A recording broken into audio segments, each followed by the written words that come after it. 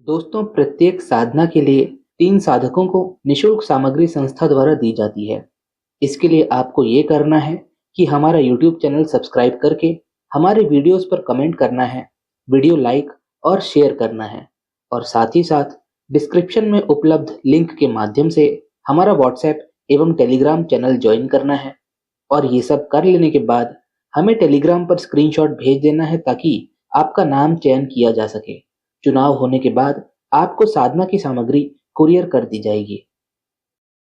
भैरवी साधना पौराणिक कथाओं और तंत्र के भीतर एक गहन आध्यात्मिक अभ्यास है जिसका उद्देश्य देवी भैरवी की दिव्य ऊर्जा को जगाना है। वह 10 महाविद्याओं में से एक मानी गई हैं और हर एक देवी मातृ के एक अद्वितीय पहलू को दर्शाती है जो शक्ति अर्थात फेमिनिन कॉस्मिक एनर्जी के विभिन्न पहलुओं का प्रतिनिधित्व करती है। भैरवी की ऊर्जा भले ही प्रचंड और परिवर्तनकारी हो, लेकिन वो विनाश के साथ साथ आध्यात्मिक जागरूकता और नवीनीकरण का प्रतीक भी है। उनकी पूजा के माध्यम से साधक अपने अंदर के अज्ञान और बाधाओं को दूर करने का प्रयास करते हैं जिससे वे ज्ञान के मार्ग पर आगे बढ़ सकें। भैरवी की छवि प्रतीकात्मकता से भरपूर है। अक्सर उन्हें भयंकर रूप में चित्रित किया गया है जिसमें उनके कई हाथों में विभिन्न अस्त्र हैं जो नकारात्मकता और अज्ञानता से लड़ने की उनकी क्षमता को दर्शाते हैं। उनका गहरा रंग ब्रह्मांड के रहस्यों और परिवर्तन की संभावनाओं का प्रतीक है। उनके माथे पर चंद्रमा जीवन के चक्रों और द्वैत को पार करने का प्रतीक है। इसके अलावा उनका 10 संख्या से संबंध अर्थात महाविद्याओं में से एक होने के नाते पूर्णता और संपूर्णता पर जोर देता है। अगर इनकी पौराणिक महत्वता को समझे तो हिंदू पौराणिक कथाओं में भैरवी का संबंध शक्ति के एक प्राथमिक रूप के रूप में देखा जाता है। पौराणिक कथाएं बताती हैं कि वह देवी दुर्गा की प्रचंड ऊर्जा से उत्पन्न हुई जिन्हें उन दानवों का सामना करने के लिए बनाया गया जो ब्रह्मांडीय व्यवस्था के लिए खतरा थे। नमस्कार, आप सभी का स्वागत है हमारे चैनल अद्भुत राजसिक साधनाएं में। भैरवी विनाश और निर्माण की द्वैतीयता को समाहित करती हैं जो आध्यात्मिक यात्रा में दोनों पहलुओं को अपनाने के महत्व को दर्शाती है। उन्हें अक्सर कुंडलिनी के साथ जोड़ा जाता है जो हर व्यक्ति में अंतर्निहित आध्यात्मिक ऊर्जा है जिसे उनकी साधना के माध्यम से जागृत किया जा सकता है। दोस्तों, भैरवी साधना को अगर आध्यात्मिक अभ्यास के दृष्टिकोण से देखा जाए तो भैरवी साधना में विभिन्न अनुष्ठान और ध्यान की प्रथाएं शामिल हैं जो उनकी ऊर्जा को जागृत करने के लिए डिजाइन की गई हैं। इस अभ्यास के प्रमुख तत्वों में क्या क्या शामिल है आइए समझते हैं। सबसे पहले आता है मंत्र। भैरवी को समर्पित विशिष्ट मंत्रों का उच्चारण करना अत्यंत महत्वपूर्ण है जिसे उनकी उपस्थिति और आशीर्वाद को आमंत्रित करने के लिए जाप किया जाता है। उसके बाद आता है ध्यान। साधक अक्सर भैरवी के रूप की कल्पना करते हुए गहरे ध्यान में जाते हैं। इस ध्यान में उनके गुणों और परिवर्तनकारी ऊर्जा पर ध्यान केंद्रित किया जाता है। अनुष्ठानिक भेंट। अनुष्ठान में फूल, फल, मिठाइयां भेंट करने के साथ साथ दीप जलाना शामिल होता है जिससे देवी का सम्मान किया जा सके। ये भेंटें देवी की दिव्य उपस्थिति के साथ व्यक्तिगत संबंध स्थापित करने का एक तरीका है। चक्र कार्य। भैरवी का संबंध सहस्त्रार और आज्ञा चक्र से है। साधक विशेष श्वास तकनीकों और ध्यान विधियों का उपयोग करके इन ऊर्जा केंद्रों को सक्रिय कर सकते हैं जिससे आध्यात्मिक जागरूकता में सहायता मिलती है। शुद्धिकरण की प्रथाएं। क्योंकि भैरवी की ऊर्जा विनाश के माध्यम से शुद्धि से जुड़ी है, साधक अक्सर नकारात्मक ऊर्जा और पिछले आघातों को छोड़ने के लिए शुद्धिकरण अनुष्ठान करते हैं। अन्य देवी देवताओं और अवधारणाओं से संबंध। भैरवी की पूजा एकांत में नहीं है। ये हिंदू धर्म और तंत्र के विभिन्न अन्य देवी देवताओं और अवधारणाओं के साथ गहराई से जुड़ी हुई है। भैरवी किन किन चीजों से निकटता से संबंध रखती है आइए जानते हैं। देवी दुर्गा। भैरवी दुर्गा की एक अवतार के रूप में भैरवी शक्ति क्रूरता के गुण साझा करती है जो अज्ञानता और बुराई के खिलाफ लड़ती है। भैरवी काली के समान विनाश की परिवर्तनकारी शक्ति का प्रतिनिधित्व करती हैं और भय और सीमाओं का सामना करने में मार्गदर्शन करती है। भैरवी का जागरण अक्सर कुंडलिनी ऊर्जा के जागरण से जुड़ा होता है जो चक्रों के माध्यम से आध्यात्मिक चेतना की वृद्धि का प्रतीक है। भैरवी साधना एक समृद्ध और बहुआयामी अभ्यास है जो साधकों को देवी की परिवर्तनकारी ऊर्जा के साथ गहराई से जुड़ने के लिए आमंत्रित करती है। उनके प्रतीकात्मकता, पौराणिक महत्व और शामिल अनुष्ठानों को समझकर भक्त उनकी दिव्य शक्ति को व्यक्तिगत विकास, आध्यात्मिक शुद्धि और जागरूकता के लिए दोहन कर सकते हैं। जैसा कि यह मार्गदर्शक दर्शाता है, भैरवी की ऊर्जा में यात्रा केवल विनाश की खोज नहीं है, बल्कि अस्तित्व की जटिलताओं को समझने का एक पवित्र मार्ग है जो गहन आध्यात्मिक अनुभव की ओर ले जाती है। दोस्तों, भैरवी साधना को जानने से पहले भैरवी शक्ति के विषय में जानना अति आवश्यक हो जाता है, ताकि साधक ये समझ सके कि भैरवी शक्ति का मूल क्या है और साधना जगत में एक तंत्र प्रैक्टिशनर के लिए देवी भैरवी के स्थान की क्या महत्वता है। भैरवी को तांत्रिक परंपरा में एक उग्र और भयावह देवी के रूप में माना जाता है, लेकिन उनकी भयंकरता आध्यात्मिक साधकों के प्रति गहरी करुणा का प्रतीक है। उनकी उग्रता विनाशकारी नहीं, बल्कि उद्धारकारी है। वे अज्ञान, मोह, अहंकार और उन भौतिक इच्छाओं को नष्ट करती हैं जो आत्मा को जन्म और पुनर्जन्म के चक्र में बांधे रखती है। आप सभी ने पाया होगा कि पिछले कुछ वर्षों में कलाकार, बड़े व्यापारी, राजनीतिज्ञ एवं अन्य विशेष पद पर सम्मानित मनुष्य माता बगलामुखी के दरबार में जाते हैं और उनकी वहां से चित्र आदि का प्रसारण भी सोशल मीडिया पर करते हैं। माता के आशीर्वाद से कितने मनुष्य आज उच्च पद पर व्याप्त हैं, इसका कोई अनुमान भी नहीं लगा सकता है। और यही कारण है कि माता की शक्ति को हर एक व्यक्ति को अपने अंदर समाहित करना अत्यंत आवश्यक है, क्योंकि इस काल में माता की ऊर्जा ही पार लगाएगी और माता से ही प्रार्थना करके इस अकारण समस्या युक्त जीवन की नाव पार लगेगी। माता बगलामुखी मंदिर में साप्ताहिक हवन। शत्रु, यदि हम विस्तार से समझना चाहें तो वो हर एक कार्य जिसके कारण हमें हमारे जीवन में समस्या हो रही है, वो हमारा शत्रु है। जैसे यदि हमारे कार्य ग्रहों के कारण रुक रहे हैं, तो वो भी मनुष्य के शत्रु के रूप में कार्य कर रहे हैं। एक सामान्य मनुष्य के जीवन में सब कुछ ग्रहों के ही अधीन रहता है। आर्थिक, मानसिक, आत्मिक, प्रशासनिक, आध्यात्मिक, सामाजिक, शारीरिक, मान सम्मान, धन धान्य आदि सब ग्रहों पर निर्भर करता है। लेकिन एक साधक में इसमें परिवर्तन आ सकता है कि वो कैसी साधना करता है उसके अनुसार। लेकिन माता महाविद्या का आशीर्वाद जितना आवश्यक है, उतना शायद ही कुछ और हो। माता की कृपा से मनुष्य अपने संपूर्ण शत्रु का नाश करता है और उसकी समस्याएं एकाएक समाप्त हो जाती हैं। ये विशेष रूप से उन साधकों हेतु सुविधा है जो साधक स्वयं से जब तक आदि करने में असमर्थ हैं और वह चाहते हैं कि उनके लिए इस विशेष हवन का आयोजन उनके जीवन लाभ हेतु किसी विशेष महाविद्या स्थान पर होए। माता बगलामुखी मंदिर, नलखेड़ा, मध्य प्रदेश में माता का शक्तिपीठ है और यहाँ विशेष रूप से नाना प्रकार की औषधियों से हवन संपन्न किया जाता है। ये पूर्ण प्रक्रिया माता के मंदिर के प्रांगण में ही होती है, जिसका स्वरूप अत्यंत सिद्धिदायक होता है और इस अद्भुत हवन से मनुष्य सीधे माता से जुड़ पाता है और अपने जीवन में उन सभी सकारात्मक ऊर्जाओं को प्राप्त करता है, जिससे उसके जीवन में नित्य पल उन्नति होती रहे और वह समस्त शिखर की प्राप्ति करे। माता का आशीर्वाद साधक अनेक रूप में प्राप्त कर सकते हैं, जैसे जप के माध्यम से, क्रिया के माध्यम से, स्वयं के हवन के माध्यम से, प्रसाद के माध्यम से, दर्शन के माध्यम से एवं किसी अन्य व्यक्ति द्वारा माता के स्थान पर विशेष हवन के माध्यम से, जो कि आप सभी के लिए संस्था द्वारा संपन्न करवाया जा रहा है। वह साधक जो अपने जीवन में पूर्ण उन्नति की कामना करते हैं, वह माता के शक्तिपीठ में प्रत्येक सप्ताह होने वाले इस विशेष हवन में नामांकन करवा सकते हैं। लेकिन हवन के लिए कुछ नियम हैं जिनका पालन करना आवश्यक है। प्रत्येक साधक हेतु न्यूनतम 12 हवन आवश्यक है। जब साधक स्वयं से हवन करते हैं, ऐसी स्थिति में साधक को न्यूनतम 4 हवन करने आवश्यक होते हैं, लेकिन जब कोई अन्य करता है तो कम से कम 64 हवन आवश्यक है। लेकिन क्योंकि ये हवन माता महाविद्या शक्तिपीठ के प्रांगण में हो रहा है, इसलिए न्यूनतम 12 हवन आवश्यक है। साधक को 12 हवन हेतु धनराशि एक साथ जमा करना आवश्यक है। हवन दो प्रकार के किए जाएंगे, एक साधक विशेष, दूसरा सामूहिक रूप से। साधक विशेष हवन में साधक के लिए कुछ संख्या में जप किया जाएगा, उसके बाद हवन किया जाएगा। सामूहिक में सिर्फ हवन किया जाएगा, जिसमें अनेक साधक हेतु एक साथ हवन होगा। ये साधक के ऊपर निर्भर करता है कि वह किसमें नामांकन करवाना चाहते हैं। यदि कोई साधक विशेष हवन करवाना चाहते हैं व्यक्तिगत रूप से निश्चित पुरुष चरण के साथ, जैसे कुछ निर्धारित जप संख्या में, ये भी सुविधा उपलब्ध हो जाएगी। धनराशि, ये हवन दिन अनुसार नहीं होगा, ये मुहूर्त अनुसार होगा, इसलिए कोई दिन निर्धारित नहीं हो सकता है इसमें कि प्रत्येक रविवार या सोमवार यह हवन होगा, लेकिन सप्ताह में एक दिन यह हवन होगा, ये तय है। सामूहिक हवन एवं साधक विशेष हवन की निर्धारित धनराशि क्या रखी गई है, इसकी जानकारी आप हमारे टेलीग्राम चैनल पर पोस्ट की गई सूचना के माध्यम से प्राप्त कर सकते हैं। आप सभी उनके आशीर्वाद से साधकों को अपने सबसे गहरे भय और मोह का सामना करने की हिम्मत मिलती है, जिन्हें मानव मन अकेले ही पार नहीं कर सकता। हिंदू दर्शन में अज्ञान अर्थात अविद्या को सभी दुखों की जड़ माना गया है। अज्ञान एक ऐसा पर्दा है जो व्यक्तियों को वास्तविकता का सच्चा स्वरूप देखने से रोकता है। भैरवी का भयंकर रूप इस पर्दे को काटने की उनकी शक्ति का प्रतीक है और उनकी शक्ति भक्त को सच्चाई का सामना करने के लिए मजबूर करती है, जिससे उन्हें संसार की क्षणिकता और आध्यात्मिकता की शाश्वतता का बोध होता है। उनकी कृपा से साधक अपने अहंकार और आसक्ति के भ्रम को पार कर सकता है और इस तरह से भैरवी अज्ञान की संहारक देवी बन जाती है। अहंकार और मोह वो शक्तियां हैं जो व्यक्ति को संसार के चक्र में बांधे रखती हैं। दोस्तों, अहंकार एक झूठी पहचान बनाता है जिससे व्यक्ति ये मानता है कि वो ईश्वर से अलग है। मोह उसे भौतिक सुखों और इच्छाओं में फंसा देता है। भैरवी अपनी भयंकर करुणा से इन दोनों भ्रमों को नष्ट करती है। उनकी उपस्थिति साधक को अपने सबसे गहरे मोह का सामना करने के लिए प्रेरित करती है। उनके आशीर्वाद से साधक इन मोहों को छोड़कर आध्यात्मिक स्वतंत्रता की ओर बढ़ सकता है। दोस्तों, देवी भैरवी संसार के चक्र से मुक्ति दिलाने की क्षमता भी रखती हैं। संसार जन्म और मृत्यु का अनंत चक्र है जो कि अज्ञान और मोह से संचालित होता है। भैरवी की ऊर्जा इस चक्र को समाप्त करने की शक्ति रखती है। उनकी साधना और उपासना से साधक इस चक्र से मुक्त हो सकता है और परम सत्य ब्रह्म में विलीन हो सकता है। भैरवी की प्रतिमा उनके डरावने लेकिन करुणामयी स्वरूप को प्रदर्शित करती है। वे अक्सर काले या लाल रंग की दिखाई जाती हैं, जो समय और अग्नि की विनाशकारी लेकिन परिवर्तनकारी शक्ति का प्रतीक है। उनका अंधकारमय रंग या अग्निमय आभा ये भी दर्शाता है कि वे उस आदिम शून्य से जुड़ी हैं, जहां से सृष्टि का उदय होता है और जहां अंततः सब कुछ विलीन हो जाता है।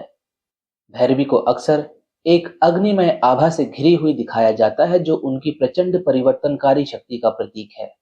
अग्नि हिंदू धर्म में एक शुद्धिकरण तत्व है और भैरवी की अग्नि सभी अशुद्धियों को जलाकर भस्म कर देती है, चाहे वह शारीरिक हो, मानसिक हो या आध्यात्मिक। उनकी अग्नि विनाश का प्रतीक है, जो अज्ञान का अंत करती है। उनको अक्सर कई भुजाओं के साथ चित्रित किया जाता है, जिनमें प्रतीकात्मक वस्तुएं होती हैं। ये वस्तुएं गहरे आध्यात्मिक अर्थ रखती हैं, जैसे कि उनकी एक हाथ में पुस्तक है। पुस्तक ज्ञान का प्रतीक है, जो भैरवी अपने साधकों को प्रदान करती हैं ताकि वे जीवन की जटिलताओं को समझ सकें और मुक्ति प्राप्त कर सकें। उनके दूसरे हाथ में जप माला है। माला जप का प्रतीक है, जो तांत्रिक उपासना का मुख्य अंग है। भैरवी के मंत्रों का लगातार जप भक्त को उनकी ऊर्जा से जोड़ता है। उनके तीसरे हाथ में खोपड़ी अर्थात कपाल है। खोपड़ी जीवन की अस्थिरता और मृत्यु की अनिवार्यता का प्रतीक है। भैरवी के हाथों में ये मृत्यु पर उनके नियंत्रण और जीवन मृत्यु के चक्र से परे जाने का प्रतीक है। उनके चौथे हाथ में फंदा अर्थात पाश है। फंदा अहंकार पर नियंत्रण और आत्माओं को संसार के बंधनों से मुक्त करने का प्रतीक है। भैरवी का भयंकर चेहरा, बड़ी आंखें और तीखे दांत भय उत्पन्न करने के लिए नहीं, बल्कि साधक को चेतना में जगाने के लिए है। उनकी आंखों में ज्ञान की अग्नि जलती है और उनके तीखे दांत अज्ञान और भ्रम को काटने की उनकी शक्ति का प्रतीक है। दोस्तों, देवी भैरवी के चित्रण में उनको एक अति भयंकर रूप में दर्शाया जाता है, जैसे कि भैरवी का भयंकर चेहरा, बड़ी आंखें और तीखे दांत। लेकिन ऐसा किसी को डराने के लिए नहीं किया जाता, बल्कि इसके पीछे भी एक तथ्य है, और वो तथ्य ये है कि उनकी ये छवि साधक को चेतना में जगाने के लिए है। उनकी आंखों में ज्ञान की अग्नि जलती है और उनके तीखे दांत अज्ञान और भ्रम को काटने की उनकी शक्ति का प्रतीक है। उन्हें अक्सर शव पर खड़े हुए दिखाया जाता है। ये चित्रण उनके मृत्यु और भौतिक संसार पर विजय का प्रतीक है। शव भौतिक अस्तित्व या अहंकार का प्रतिनिधित्व करता है। उस पर खड़ी होकर भैरवी ये दिखाती हैं कि वे भौतिक अस्तित्व की सीमाओं से ऊपर हैं। भैरवी के साथी भैरव हैं, जो भगवान शिव का उग्र रूप है। जहां भैरवी शक्ति का प्रतीक है, वहीं भैरव युद्ध चेतना का प्रतीक है। दोनों मिलकर सृजन की मूल शक्ति और चेतना के बीच के सामंजस्य का प्रतिनिधित्व करते हैं। नमस्कार मित्रों, जैसा कि आप सभी जानते हैं, संस्था द्वारा प्रत्येक माह अनेक गुप्त, दिव्य एवं चमत्कारी साधनाओं का प्रस्तुतिकरण एक विशेष टेलीग्राम ग्रुप में किया जाता है, जिसे पेड ग्रुप की संज्ञा दी गई है। इस पेड ग्रुप में तंत्र प्रयोग, तांत्रिक साधनाएं, राजसिक एवं शमशानी साधनाओं के साथ साथ चमत्कारी यंत्र निर्माण, रहस्यमय अध्यात्म के पीछे का सत्य, विशेष दुर्लभ साधनाएं एवं दिव्य आयुर्वेदिक औषधियों का ज्ञान भी दिया जाता है। इसी क्रम में अक्टूबर 2024 माह के टेलीग्राम पेड ग्रुप का निर्माण हो चुका है, जिसमें दिव्य एवं अद्भुत चमत्कारी साधनाओं का विवरण एवं उन साधनाओं को करने की संपूर्ण विधि प्रदान की जाएगी। ये ग्रुप नवरात्रि विशेष एवं दीपावली विशेष होगा, अर्थात अक्टूबर 2024 माह के पेड ग्रुप में अधिकतम साधनाएं ऐसी दी जाएंगी जिन्हें आप आने वाली नवरात्रि एवं दीपावली के विशेष तांत्रिक मुहूर्त में सिद्ध कर सकेंगे। कौन कौन सी हैं ये साधनाएं, आइए जानते हैं। तंत्र प्रयोग के अंतर्गत कुबेर धनतेरस प्रयोग। भारतीय पौराणिक कथाओं में कुबेर को धन के देवता और यक्षों के राजा के रूप में माना जाता है। उन्हें अक्सर एक मोटे पेट वाले देवता के रूप में चित्रित किया जाता है, जो समृद्धि और संपन्नता का प्रतीक है और उन्हें पृथ्वी के खजानों का रक्षक माना जाता है। देवताओं के खजांची के रूप में कुबेर का दायित्व धन और भौतिक समृद्धि का वितरण करना है। उन्हें उत्तर दिशा के दिक्पाल के रूप में भी माना जाता है, जिसका अर्थ है उत्तर दिशा के रक्षक। प्राचीन ग्रंथों के अनुसार कुबेर सोने के शहर अलकापुरी में निवास करते हैं, जो कैलाश पर्वत पर स्थित है और भगवान शिव से भी जुड़ा हुआ है। यक्ष कुबेर की साधना से आर्थिक समृद्धि, व्यवसाय में सफलता और भौतिक सुख समृद्धि मिलती है। उनकी पूजा अक्सर धन की देवी लक्ष्मी के साथ दिवाली और अन्य शुभ अवसरों पर की जाती है। कुबेर धनतेरस प्रयोग से मिलने वाले लाभों में धन आकर्षित करना, आर्थिक बाधाओं को दूर करना और संपत्ति में स्थिरता और वृद्धि लाना शामिल है। बहुत से साधकों का मानना है कि कुबेर की कृपा से उनका धन सुरक्षित रहता है और बढ़ता है, जिससे आर्थिक समृद्धि और स्थिरता प्राप्त करते हैं। इसी के साथ साथ तंत्र प्रयोग के अंतर्गत नखनिया प्रयोग भाग 2 का प्रस्तुतिकरण किया जाएगा। दोस्तों, जैसा कि आप सभी जानते हैं कि सितंबर 2024 माह के पेड ग्रुप में हमने एक नखनिया प्रयोग बताया था, जिसके माध्यम से साधक अपनी आर्थिक समस्या का निवारण कर सकें। इसी क्रम में दीपावली की रात्रि किया जाने वाला एक और नखनिया प्रयोग की प्रस्तुति की जाएगी। शिव जी द्वारा प्रदत्त नखनिया प्रयोग, जो मूल रूप से आर्थिक संकटों को दूर करने हेतु एक बहुत ही कारगर प्रयोग है, जिसके माध्यम से साधक अपनी आर्थिक समस्या को समाप्त कर सकेंगे, धन अर्जित करने के मार्ग खोल सकेंगे, रुका हुआ धन अथवा कहीं फंसे हुए धन को प्राप्त कर सकेंगे। और तो और किसी भी तरह से आर्थिक संकट में यदि साधक है और अति आवश्यक रूप से धन की आवश्यकता है, तो साधक इस प्रयोग को अवश्य कर सकते हैं। तंत्र साधना के अंतर्गत हुजूर नारोगिक साधना की प्रस्तुति की जाएगी। ये साधना केवल 3 दिनों की है और इसके प्रभाव अद्भुत माने गए हैं। इस साधना को करने वाले साधक एक निश्चित धनराशि को आकर्षित कर सकते हैं। साधना के माध्यम से साधक अपनी आर्थिक स्थिति को सुदृढ़ कर सकते हैं और धन प्राप्ति के मार्ग खोल सकते हैं। इस साधना की सबसे खास बात यह है कि अगर आवश्यकता पड़े तो शक्तिपूर्ण धन या जमीन में छिपे हुए स्वर्ण की प्राप्ति भी करवा सकती है। इसलिए जो व्यक्ति आर्थिक कठिनाइयों का सामना कर रहे हैं, उनके लिए ये साधना बहुत ही लाभकारी सिद्ध हो सकती है। इस साधना में किसी विशेष सामग्री की आवश्यकता नहीं होती, केवल श्रद्धा, विश्वास और निष्ठा से किए गए मंत्रों का जाप करना ही पर्याप्त है। इसके अतिरिक्त तंत्र साधना के अंतर्गत पाताल भैरवी साधना का प्रस्तुतिकरण किया जाएगा। पाताल भैरवी भारतीय पौराणिक कथाओं में एक शक्तिशाली देवी मानी जाती है जो तंत्र और गूढ़ साधनाओं से जुड़ी होती है। उन्हें देवी मां का उग्र रूप माना जाता है और वे सृष्टि के रहस्यमय और गहरे पहलुओं का प्रतिनिधित्व करती है। शक्ति अर्थात सार्वभौमिक ऊर्जा की अभिव्यक्ति के रूप में उनकी पूजा शक्ति, सुरक्षा और भौतिक सफलता के लिए की जाती है। पाताल भैरवी का रूप भयावह और शक्तिशाली होता है। वे विभिन्न शस्त्रों को धारण करती हैं जो उनके नकारात्मक शक्तियों और बाधाओं का नाश करने की क्षमता का प्रतीक है। पाताल भैरवी साधना से साधारण व्यक्ति दृढ़ निश्चयी और निर्भीक बन जाता है। उनकी साधना से मिलने वाले लाभों में गहरी नकारात्मकता का नाश, शत्रुओं से सुरक्षा और गंभीर आर्थिक समस्याओं का समाधान शामिल है। इसके अतिरिक्त सफल साधना करने पर पाताल भैरवी साधक को अत्यधिक आध्यात्मिक शक्ति और मानसिक क्षमताएं भी प्रदान करती है। पाताल भैरवी की साधना से साधक की आंतरिक छुपी हुई शक्तियों का जागरण होता है और उसे अपने भीतर की गहन ऊर्जा का अनुभव होता है। जो साधक उनकी कृपा प्राप्त कर पाते हैं वे सफलता, समृद्धि और अज्ञात खतरों से सुरक्षा प्राप्त करते हैं। देवी पाताल भैरवी साधना के विषय में पूरी जानकारी अक्टूबर 2024 में टेलीग्राम पेज ग्रुप में उपलब्ध करा दी जाएगी। तंत्र साधना के अंतर्गत अवंती प्रेत की साधना का प्रस्तुतिकरण किया जाएगा। प्रेत एक भटकती हुई अशांत आत्मा होती है। ये आत्माएं अक्सर उन लोगों की होती हैं जिनकी मृत्यु असमय हुई हो या जिनकी अंतिम संस्कार की विधि ठीक से न की गई हो। अगर इन प्रेतों की शक्ति को साध लिया जाए तो ये साधक के लिए अमूल्य वरदान साबित हो सकते हैं। अवंती प्रेत एक अत्यंत रहस्यमयी साधना मानी जाती है। ये साधना केवल उन्हीं के लिए है जो अदृश्य शक्तियों पर नियंत्रण प्राप्त करना चाहते हैं। अगर साधक इस साधना को सही तरीके से पूरा कर ले तो प्रेत उसके अधीन हो जाता है और उसे गुप्त चमत्कारी शक्तियां प्रदान कर देता है। अवंती प्रेत की सफल साधना के बाद साधक को ऐसा ज्ञान और शक्ति मिलती है जो उसे शत्रुओं, बुरी आत्माओं और काली जादू से न केवल सुरक्षा देती है बल्कि उसे अपने जीवन में अकल्पनीय सफलता और समृद्धि भी दिला सकती है। अगर आप इस साधना को पूरे मन से करते हैं तो प्रेत आपकी मददगार शक्ति बन सकता है। इसके अतिरिक्त संभोग प्रेयसी प्रेतनी साधना की प्रस्तुति की जाएगी। ये साधना एक साधक के जीवन में अच्छी प्रेमिका की भूमिका अदा करती है। ये साधना मूल रूप से संभोग सुख की तृप्ति करने हेतु है। साधक इस साधना के माध्यम से एक अति सुंदर शरीर एवं सुडौल जांघों वाली प्रेतनी को सिद्ध करते हैं जिसके माध्यम से साधक अपनी इच्छा अनुसार अपनी कामवासना को शांत करते हैं। ये प्रेतनी साधक की आर्थिक रूप से भी सहायता करती है और साथ ही साथ साधक को शमशानी तांत्रिक क्रियाओं का भी ज्ञान प्रदान करती है। इनके माध्यम से साधक को कभी भी किसी भी प्रकार का नुकसान नहीं पहुंचाया जाता और आजीवन ये प्रेतनी साधक को सुखी रखने में सक्षम है। अधिक जानकारी पेड ग्रुप में प्रस्तुत की जाएगी। शमशान साधना के अंतर्गत कर्ण यक्षिणी चेटक साधना की पूर्ण विधि एवं जानकारी विस्तार पूर्वक सभी साधकों को समझाई जाएगी। चेटक एक प्रकार से उच्च स्तरीय शक्तियों के सेवक होते हैं और इन्हें भी देव या देवी श्रेणी में ही रखा जाता है। पौराणिक कथाओं के समृद्ध निभाने में उन देवी देवताओं का विचार जो समय के रहस्यों को प्रकट कर सकते हैं बहुत ही आकर्षक और गहरा है। उनमें एक दिव्य महिला पात्र है जिसे हम तीनों कालों की बातें कान में बताने वाली देवी अर्थात कर्ण यक्षिणी चेटक कहते हैं। ये देवी ज्ञान, दृष्टि और ब्रह्मांडीय व्यवस्था के गहरे ज्ञान का प्रतीक है। ये देवी समय को पार करने की क्षमता रखती है जिससे वे अपने साधकों को उनके जीवन में आने वाली चुनौतियों पर प्रकाश डालने में सहायता कर सकें। और जब भी साधक स्पष्टता या दिशा की तलाश करते हैं तो ये देवी धीरे धीरे उनके कान में उत्तर की खुशबुसाहट करती है। ये खुलासे अक्सर अंतर्ज्ञान या अचानक प्रेरणा के रूप में आते हैं जिससे व्यक्ति अपने उच्च उद्देश्य के अनुसार सूचित निर्णय ले सकता है। कर्ण यक्षिणी चेटक तीन मुख्य समय के पहलुओं से जुड़ी होती है। अतीत जहां वो व्यक्तियों के पुराने घावों को ठीक करने में सहायता करती है, वर्तमान जहां वे साधक को सजगता से जीवन जीने का मार्गदर्शन करती है और भविष्य जहां वे साधक की राह के लिए आशा और महत्वाकांक्षा को प्रेरित करती है। वे अपने साधकों को उनकी आध्यात्मिक संभावनाओं से जोड़ने का कार्य करती है, उन्हें अपनी यात्रा को साहस और आत्मविश्वास के साथ अपनाने के लिए प्रेरित करती है। कर्ण यक्षिणी चेटक की साधना में तीनों कालों की बातें कान में बताने वाली देवी जीवन की चक्रीय प्रकृति और ब्रह्मांड के साथ सामंजस्य में रहने के महत्व का एक शक्तिशाली अनुस्मारक है। वह अपने साधकों को ज्ञान प्राप्त करने, परिवर्तन को अपनाने और उस दिव्य मार्गदर्शन पर विश्वास करने के लिए प्रेरित करती है जो हमेशा उनके लिए उपलब्ध होता है। इसी के साथ साथ शमशान साधना के अंतर्गत नौखंडी शाकिनी की साधना का प्रस्तुतिकरण किया जाएगा। नौखंडी शाकिनी एक रहस्यमयी और शक्तिशाली शक्ति है जो काले जादू, मानसिक शक्तियों और गहरे अवचेतन मन से जुड़ी होती है। शाकिनी को गुप्त ज्ञान और रहस्यमय विद्या की रक्षक माना जाता है जो भौतिक और ज्योतिषीय संसार के बीच स्थित रहती है। उसकी ऊर्जा बेहद प्रबल और रहस्यमय होती है। नौखंडी शाकिनी साधना एक अद्वितीय और उन्नत आध्यात्मिक साधना है जिसका उद्देश्य उसकी उपस्थिति को आवाहन करना और उसकी शक्तियों को नियंत्रित करना है। ये शाकिनी मानव शरीर के विशुद्ध चक्र कंठ चक्र में निवास करती है जो संवाद, वाणी और सत्य की शक्ति का प्रतिनिधित्व करता है। इस साधना को करने से साधक को तांत्रिक विद्याओं में निपुणता, मानसिक शक्तियों की जागृति और तीव्र अंतर्ज्ञान की प्राप्ति होती है। नौखंडी शाकिनी साधना को सफलतापूर्वक पूरा करने वाले साधक विचारों को प्रभावित करने और अदृश्य ऊर्जाओं पर नियंत्रण प्राप्त कर सकते हैं। शाकिनी साधना के लाभों में वाणी पर नियंत्रण, दूसरों के मन को प्रभावित करने की क्षमता, शक्तिशाली सम्मोहन शक्ति और गुप्त ज्ञान की प्राप्ति शामिल है। नौखंडी शाकिनी की कृपा साधक को बाधाओं को दूर करने, रोगों को ठीक करने और दुष्ट आत्माओं से सुरक्षा प्रदान करती है। जो साधक इस साधना को धैर्य और सम्मान के साथ पूरा करते हैं उनके लिए शाकिनी ज्ञान और अलौकिक शक्तियों के द्वार खोल सकती है। मंत्र साधना के अंतर्गत माता निकुंभला साधना के विषय में जानकारी प्रदान की जाएगी। माता निकुंभला तांत्रिक परंपराओं और भारतीय पौराणिक कथाओं में एक कम प्रसिद्ध लेकिन अत्यंत पूजनीय देवी मानी जाती है। उन्हें गहरे आध्यात्मिक ज्ञान, रहस्यमय शक्तियों और इस भौतिक संसार की सीमाओं से परे जाने की क्षमता से जुड़ा हुआ माना जाता है। माता निकुंभला गूढ़ ज्ञान की रक्षक है और उनकी ऊर्जा, सुरक्षा और परिवर्तनकारी दोनों रूपों में कार्य करती है। वे उन छुपी हुई शक्तिशाली और रहस्यमय शक्तियों का प्रतीक है जो पूरे ब्रह्मांड को संचालित करती है। उनका स्वरूप उग्र होने के साथ साथ करुणामय भी है जो सृजन और विनाश के बीच के संतुलन का प्रतीक है। माता निकुंभला साधना एक उन्नत और प्रभावशाली साधना मानी जाती है जिसका उद्देश्य उनकी दिव्य आशीर्वाद को प्राप्त करना और उनकी ऊर्जा को आध्यात्मिक और भौतिक लाभों के लिए उपयोग करना है। ये साधना अत्यंत शक्तिशाली मानी जाती है और ये साधना गहरे तांत्रिक नियमों पर आधारित है। निकुंभला साधना के लाभ अत्यधिक और विविध होते हैं। ऐसा माना जाता है कि उनकी साधना करने से शत्रुओं पर विजय प्राप्त होती है, गंभीर बाधाएं दूर होती हैं और दुष्ट शक्तियों से सुरक्षा मिलती है। इसके अलावा उनकी कृपा से इच्छाओं की पूर्ति, मानसिक शक्तियों में वृद्धि और छुपी हुई प्रतिभाओं का विकास होता है। सच्चे साधक के लिए वे न केवल सांसारिक सफलता देती हैं बल्कि गहन आध्यात्मिक जागरण भी प्रदान करती हैं जिससे साधक माया के परे जाकर परम सत्य का अनुभव कर सके। माता की साधना के इस परिचय से आप समझ गए होंगे कि इनके साधक के लिए कुछ भी असंभव नहीं रह जाता। अक्टूबर 2024 माह के पेड ग्रुप में कार्य सिद्धि हेतु माता निकुंभला की साधना प्रस्तुत की जाएगी जिसे करके साधक जटिल से जटिल कार्य सिद्ध कर लेंगे। दोस्तों, ये वही कार्य सिद्धि साधना है जिसे मेघनाथ द्वारा श्री रामचंद्र जी को युद्ध में पराजित करने हेतु किया जा रहा था। जो साधना यदि सफल हो जाती तो श्री रामचंद्र जी का युद्ध में पराजित होना तय था, लेकिन लक्ष्मण जी द्वारा ये साधना खंडित कर दी गई। इसके परिणाम स्वरूप रावण की सेना की पराजय हुई थी। इस साधना की अधिक जानकारी अक्टूबर 2024 माह के टेलीग्राम पेड ग्रुप में उपलब्ध करवा दी जाएगी। इसी के साथ साथ दीपावली पे की जाने वाली मात्र एक दिवस में माता लक्ष्मी जी को प्रसन्न करने हेतु इनकी साधना की विधि एवं गुप्त मंत्र की प्रस्तुति की जाएगी। ये साधना एक अत्यंत प्रभावशाली और दिव्य प्रक्रिया है जिसके माध्यम से साधक माता लक्ष्मी को प्रसन्न करके उनके आशीर्वाद का लाभ उठा सकते हैं। ये साधना न केवल एक वर्ष तक माता की कृपा को बनाए रखने का व्रत है बल्कि इससे साधक अपने जीवन में समृद्धि, सुख, शांति और आर्थिक स्थिरता भी प्राप्त कर सकते हैं। माता लक्ष्मी जो धन, ऐश्वर्य और वैभव की अधिष्ठात्री देवी है, इस साधना से प्रसन्न होकर साधक की सभी आर्थिक चिंताओं को दूर कर सकती है। लेकिन साधना का असली फल तभी मिलता है जब साधक इसे पूर्णतः निष्काम भाव से करता है। साधक को ये साधना केवल माता महालक्ष्मी की प्रसन्नता के उद्देश्य से करना चाहिए। ये साधना मुख्य रूप से माता लक्ष्मी के पूजन और ध्यान पर केंद्रित होती है जिससे साधक की आंतरिक ऊर्जा जागृत होती है और वो देवी के दिव्य रूप को अनुभव करने की स्थिति में आ सकते हैं। ऐसा भी माना जाता है कि साधना के दौरान कुछ साधकों को माता महालक्ष्मी के आंशिक या दिव्य दर्शन की अनुभूति होती है। ये दुर्लभ अनुभव केवल कुछ भाग्यशाली साधकों को प्राप्त होता है। माता लक्ष्मी की साधना मात्र धन की प्राप्ति के लिए नहीं होती बल्कि ये साधक के जीवन में एक सकारात्मक ऊर्जा का संचार करती है। इससे साधक को मानसिक शांति, आंतरिक संतुलन और आध्यात्मिक उन्नति भी प्राप्त होती है। जो साधक सच्चे हृदय से और निस्वार्थ भाव से इस साधना को करते हैं उनके जीवन में देवी लक्ष्मी की कृपा साक्षात रूप में प्रकट होती है। साधक को अपने जीवन में स्थिरता, धन संपत्ति और शांति की अनुभूति होती है और देवी लक्ष्मी की कृपा के साथ उनके जीवन में सभी मार्ग खुलने लगते हैं। इस साधना का महत्व केवल आर्थिक समृद्धि तक सीमित नहीं है। ये साधना साधक के जीवन में आंतरिक शांति, आत्मबल और आध्यात्मिक संतुलन भी स्थापित करती है। माता लक्ष्मी की प्रसन्नता से साधक को हर प्रकार की विपत्ति से मुक्ति मिलती है और उनके जीवन में सौभाग्य और आनंद का संचार होता है।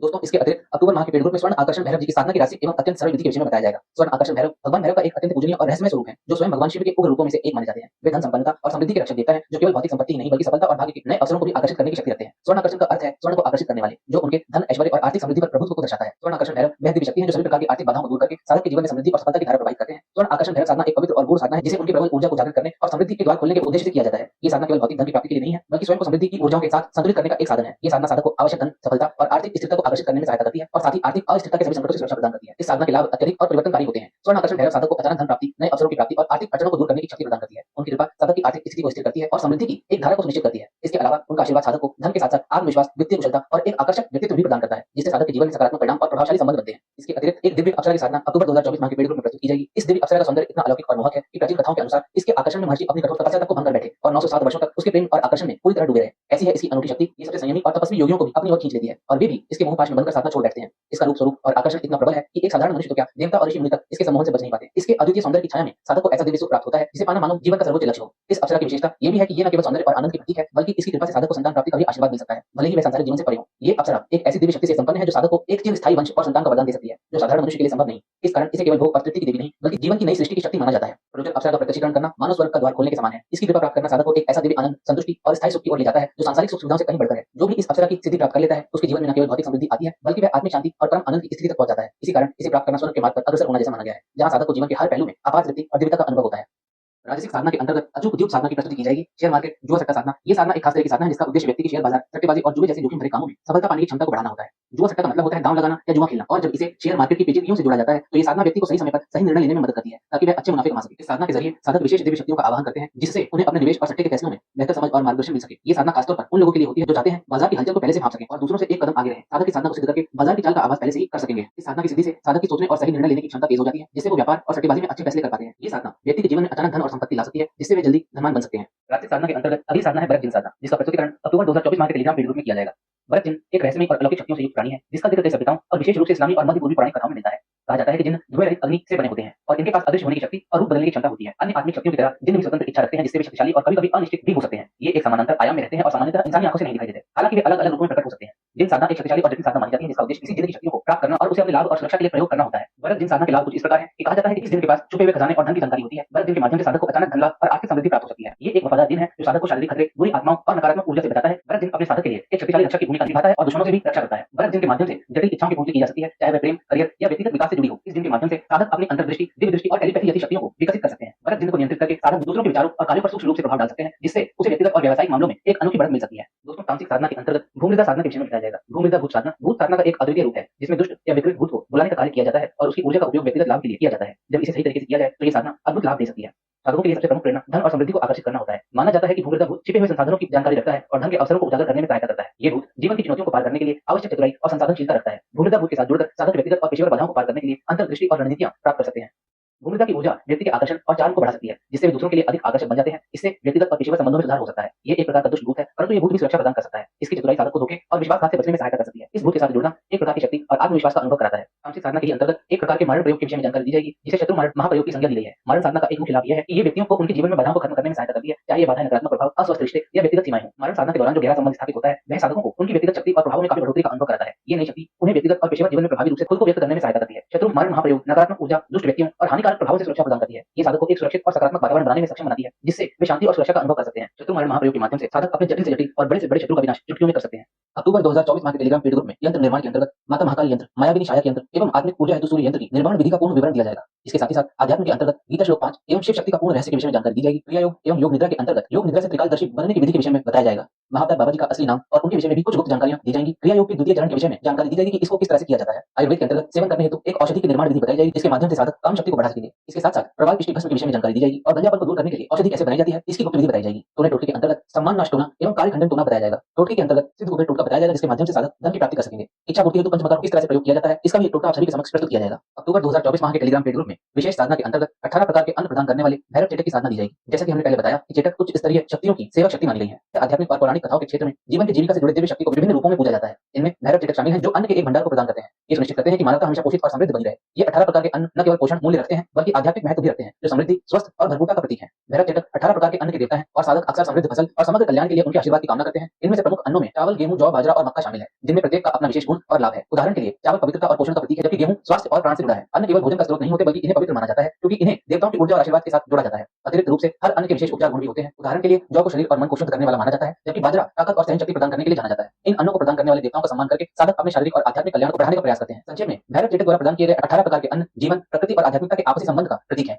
ये हमें उस पोषण के प्रति आभार प्रकट करने की याद दिलाते हैं जो हमें प्राप्त होता है और उस दिव्य उपस्थिति का जो हमारा पालन पोषण करती है। इसके अतिरिक्त किसी के भी वशीकरण हेतु चामुंडा प्रयोग की साधना विधि बताई जाएगी। चामुंडा देवी को एक तीव्र और शक्तिशाली देवी के रूप में पूजा जाता है, जो शक्ति, परिवर्तन और अपने डर को पराजित करने की क्षमता का प्रतीक है। चामुंडा साधना एक विशेष आध्यात्मिक प्रथा है जो साधकों को इस देवी की अपार ऊर्जा को अपने जीवन के विभिन्न पहलुओं पर नियंत्रण पाने के लिए दोहन करने की अनुमति देती है। चामुंडा साधना का एक सबसे रहस्यमय प्रयोग यह है कि साधक किसी भी व्यक्ति को आजीवन वशीकृत कर सकते हैं। चामुंडा साधना के साधक देवी की ऊर्जा को प्रभावित करके वे किसी अन्य व्यक्ति के विचारों, भावनाओं और क्रियाओं पर नियंत्रण प्राप्त कर सकते हैं। इस साधना के माध्यम से उत्पन्न ऊर्जा प्रेम, निष्ठा और सम्मान को बढ़ावा देती है, जिससे साधक और इच्छित व्यक्ति के बीच एक सामंजस्यपूर्ण संबंध स्थापित होता है। इसके साथ ही साथ अक्टूबर 2024 माह के टेलीग्राम पेड ग्रुप में शुद्ध नवाण मंत्र की साधना की प्रस्तुति की जाएगी, जिसे नवरात्रि की अष्टमी से शुरू करके साधक अपने जीवन में भौतिक, आध्यात्मिक और मानसिक लाभ प्राप्त कर सकेंगे। नवाण मंत्र शक्ति और सिद्धि का एक अत्यंत शक्तिशाली मंत्र है। यह मंत्र देवी चामुंडा अर्थात दुर्गा की मां शक्ति का प्रतीक है और इसमें मां के 3 मुख्य बीज शामिल हैं। इन बीजों में अनंत ऊर्जा और शक्ति निहित है, जो साधक के जीवन में आध्यात्मिक, मानसिक और भौतिक लाभ लाती है। शुद्ध नवाण मंत्र की साधना से जीवन में आने वाली सभी प्रकार की बाधाएं और विघ्न दूर हो जाते हैं, चाहे वे आर्थिक समस्या हो, पारिवारिक तनाव हो या फिर शत्रुओं से सुरक्षा की आवश्यकता। नवाण मंत्र सभी प्रकार की रुकावटों को समाप्त करने की क्षमता रखता है। नवाण मंत्र का नियमित जाप मन को शांति और संतुलन प्रदान करता है। इससे मानसिक तनाव कम होता है और साधक के भीतर आत्मविश्वास और साहस का संचार होता है। ये मंत्र साधक को आध्यात्मिक मार्ग पर आगे बढ़ाता है। इससे साधक की आत्मिक शक्तियों का जागरण होता है और ध्यान की गहराई में उतरने की क्षमता बढ़ती है। इस मंत्र की साधना से साधक को सर्व सिद्धि अर्थात जीवन के हर क्षेत्र में सफलता प्राप्त होती है। देवी की कृपा से सभी मनोकामनाएं पूर्ण होती हैं और साधक के जीवन में सुख समृद्धि का वास होता है। नवाण मंत्र एक सुरक्षात्मक कवच की तरह कार्य करता है। ये साधक को नकारात्मक ऊर्जा, बुरी दृष्टि और सभी प्रकार के अनिष्ट प्रभावों से बचाता है। नवाण मंत्र की साधना से साधक का जीवन सुख, शांति और समृद्धि से भर जाता है। देवी की कृपा से साधक हर परिस्थिति में विजय प्राप्त करता है और उसका आत्मविश्वास अटूट हो जाता है। ये साधना देवी मां के प्रेम, संरक्षण और शक्ति का अनुभव कराती है, जिससे साधक का जीवन हर प्रकार से दिव्य और मंगलमय हो जाता है। इसके अतिरिक्त नवदुर्गा साधना की शुद्ध परिचित विधि साधकों के कल्याण हेतु दी जाएगी। नवदुर्गा साधना शक्ति और आध्यात्मिक उन्नति की एक अत्यंत प्रभावशाली साधना है, जो देवी दुर्गा के 9 स्वरूपों की आराधना से जुड़ी है। ये साधना व्यक्ति को शारीरिक, मानसिक और आत्मिक शक्ति प्रदान करती है और जीवन के सभी क्षेत्रों में सफलता और संतुलन लाने में मार्ग दिखाती है।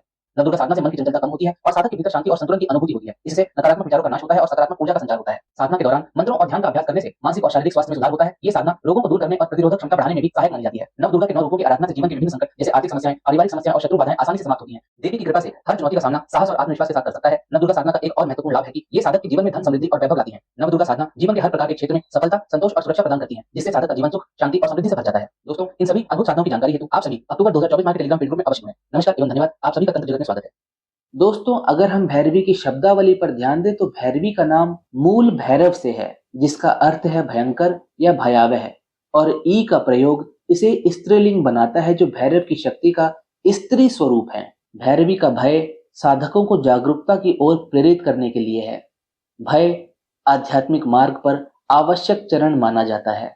उनका उग्र रूप अहंकार को तोड़ता है और साधक को उनके आंतरिक अंधकार का सामना करने के लिए प्रेरित करता है। भैरवी का उग्र रूप साधक को गहरे आंतरिक परिवर्तन की ओर धकेलता है। उनके आशीर्वाद से साधक अपने सबसे गहरे भय का सामना करता है और अहंकार और मोह को समाप्त करता है, जिससे आत्मिक मुक्ति प्राप्त होती है। दोस्तों, तांत्रिक साधना में भैरवी का एक अत्यंत ही महत्वपूर्ण स्थान है। वे मूलाधार चक्र से जुड़ी हैं, जहां कुंडलिनी शक्ति सुप्त रहती है। उनकी ऊर्जा से ये शक्ति जागृत हो सकती है, जिससे साधक उच्च चेतना की ओर बढ़ सकता है। भैरवी भले ही भयंकर रूप में हो, लेकिन वे हिंदू पंथ में सबसे करुणामयी देवी मानी जाती हैं। उनका उग्र रूप केवल आध्यात्मिक उन्नति और मुक्ति के लिए मार्ग प्रशस्त करता है। भैरवी का 10 महाविद्याओं में एक अलग महत्व है। महाविद्या 10 तांत्रिक देवियों का एक ग्रुप अर्थात समूह है, जिनमें प्रत्येक देवी एक अद्वितीय ज्ञान अर्थात विद्या और ब्रह्मांडीय शक्ति का प्रतिनिधित्व करती हैं। ये देवियां दिव्य मातृ का अवतार मानी जाती हैं, जो ब्रह्मांड के विभिन्न पहलुओं का प्रतिनिधित्व करती हैं, सृष्टि से लेकर विनाश तक, समृद्धि से लेकर आध्यात्मिक ज्ञान तक। प्रत्येक महाविद्या अपने भक्तों को आत्म साक्षात्कार और मुक्ति के लिए एक अलग मार्ग प्रदान करती हैं। सिद्ध मध्य अनुभव। मैं पिछले 7 सालों से मनोरोग की दवाइयां ले रहा था। मुझे जनरल एंजाइटी डिसऑर्डर और बाइपोलर डिसऑर्डर जैसी कई मानसिक बीमारियां बताई गई, लेकिन मानसिक शांति कभी भी नहीं मिली।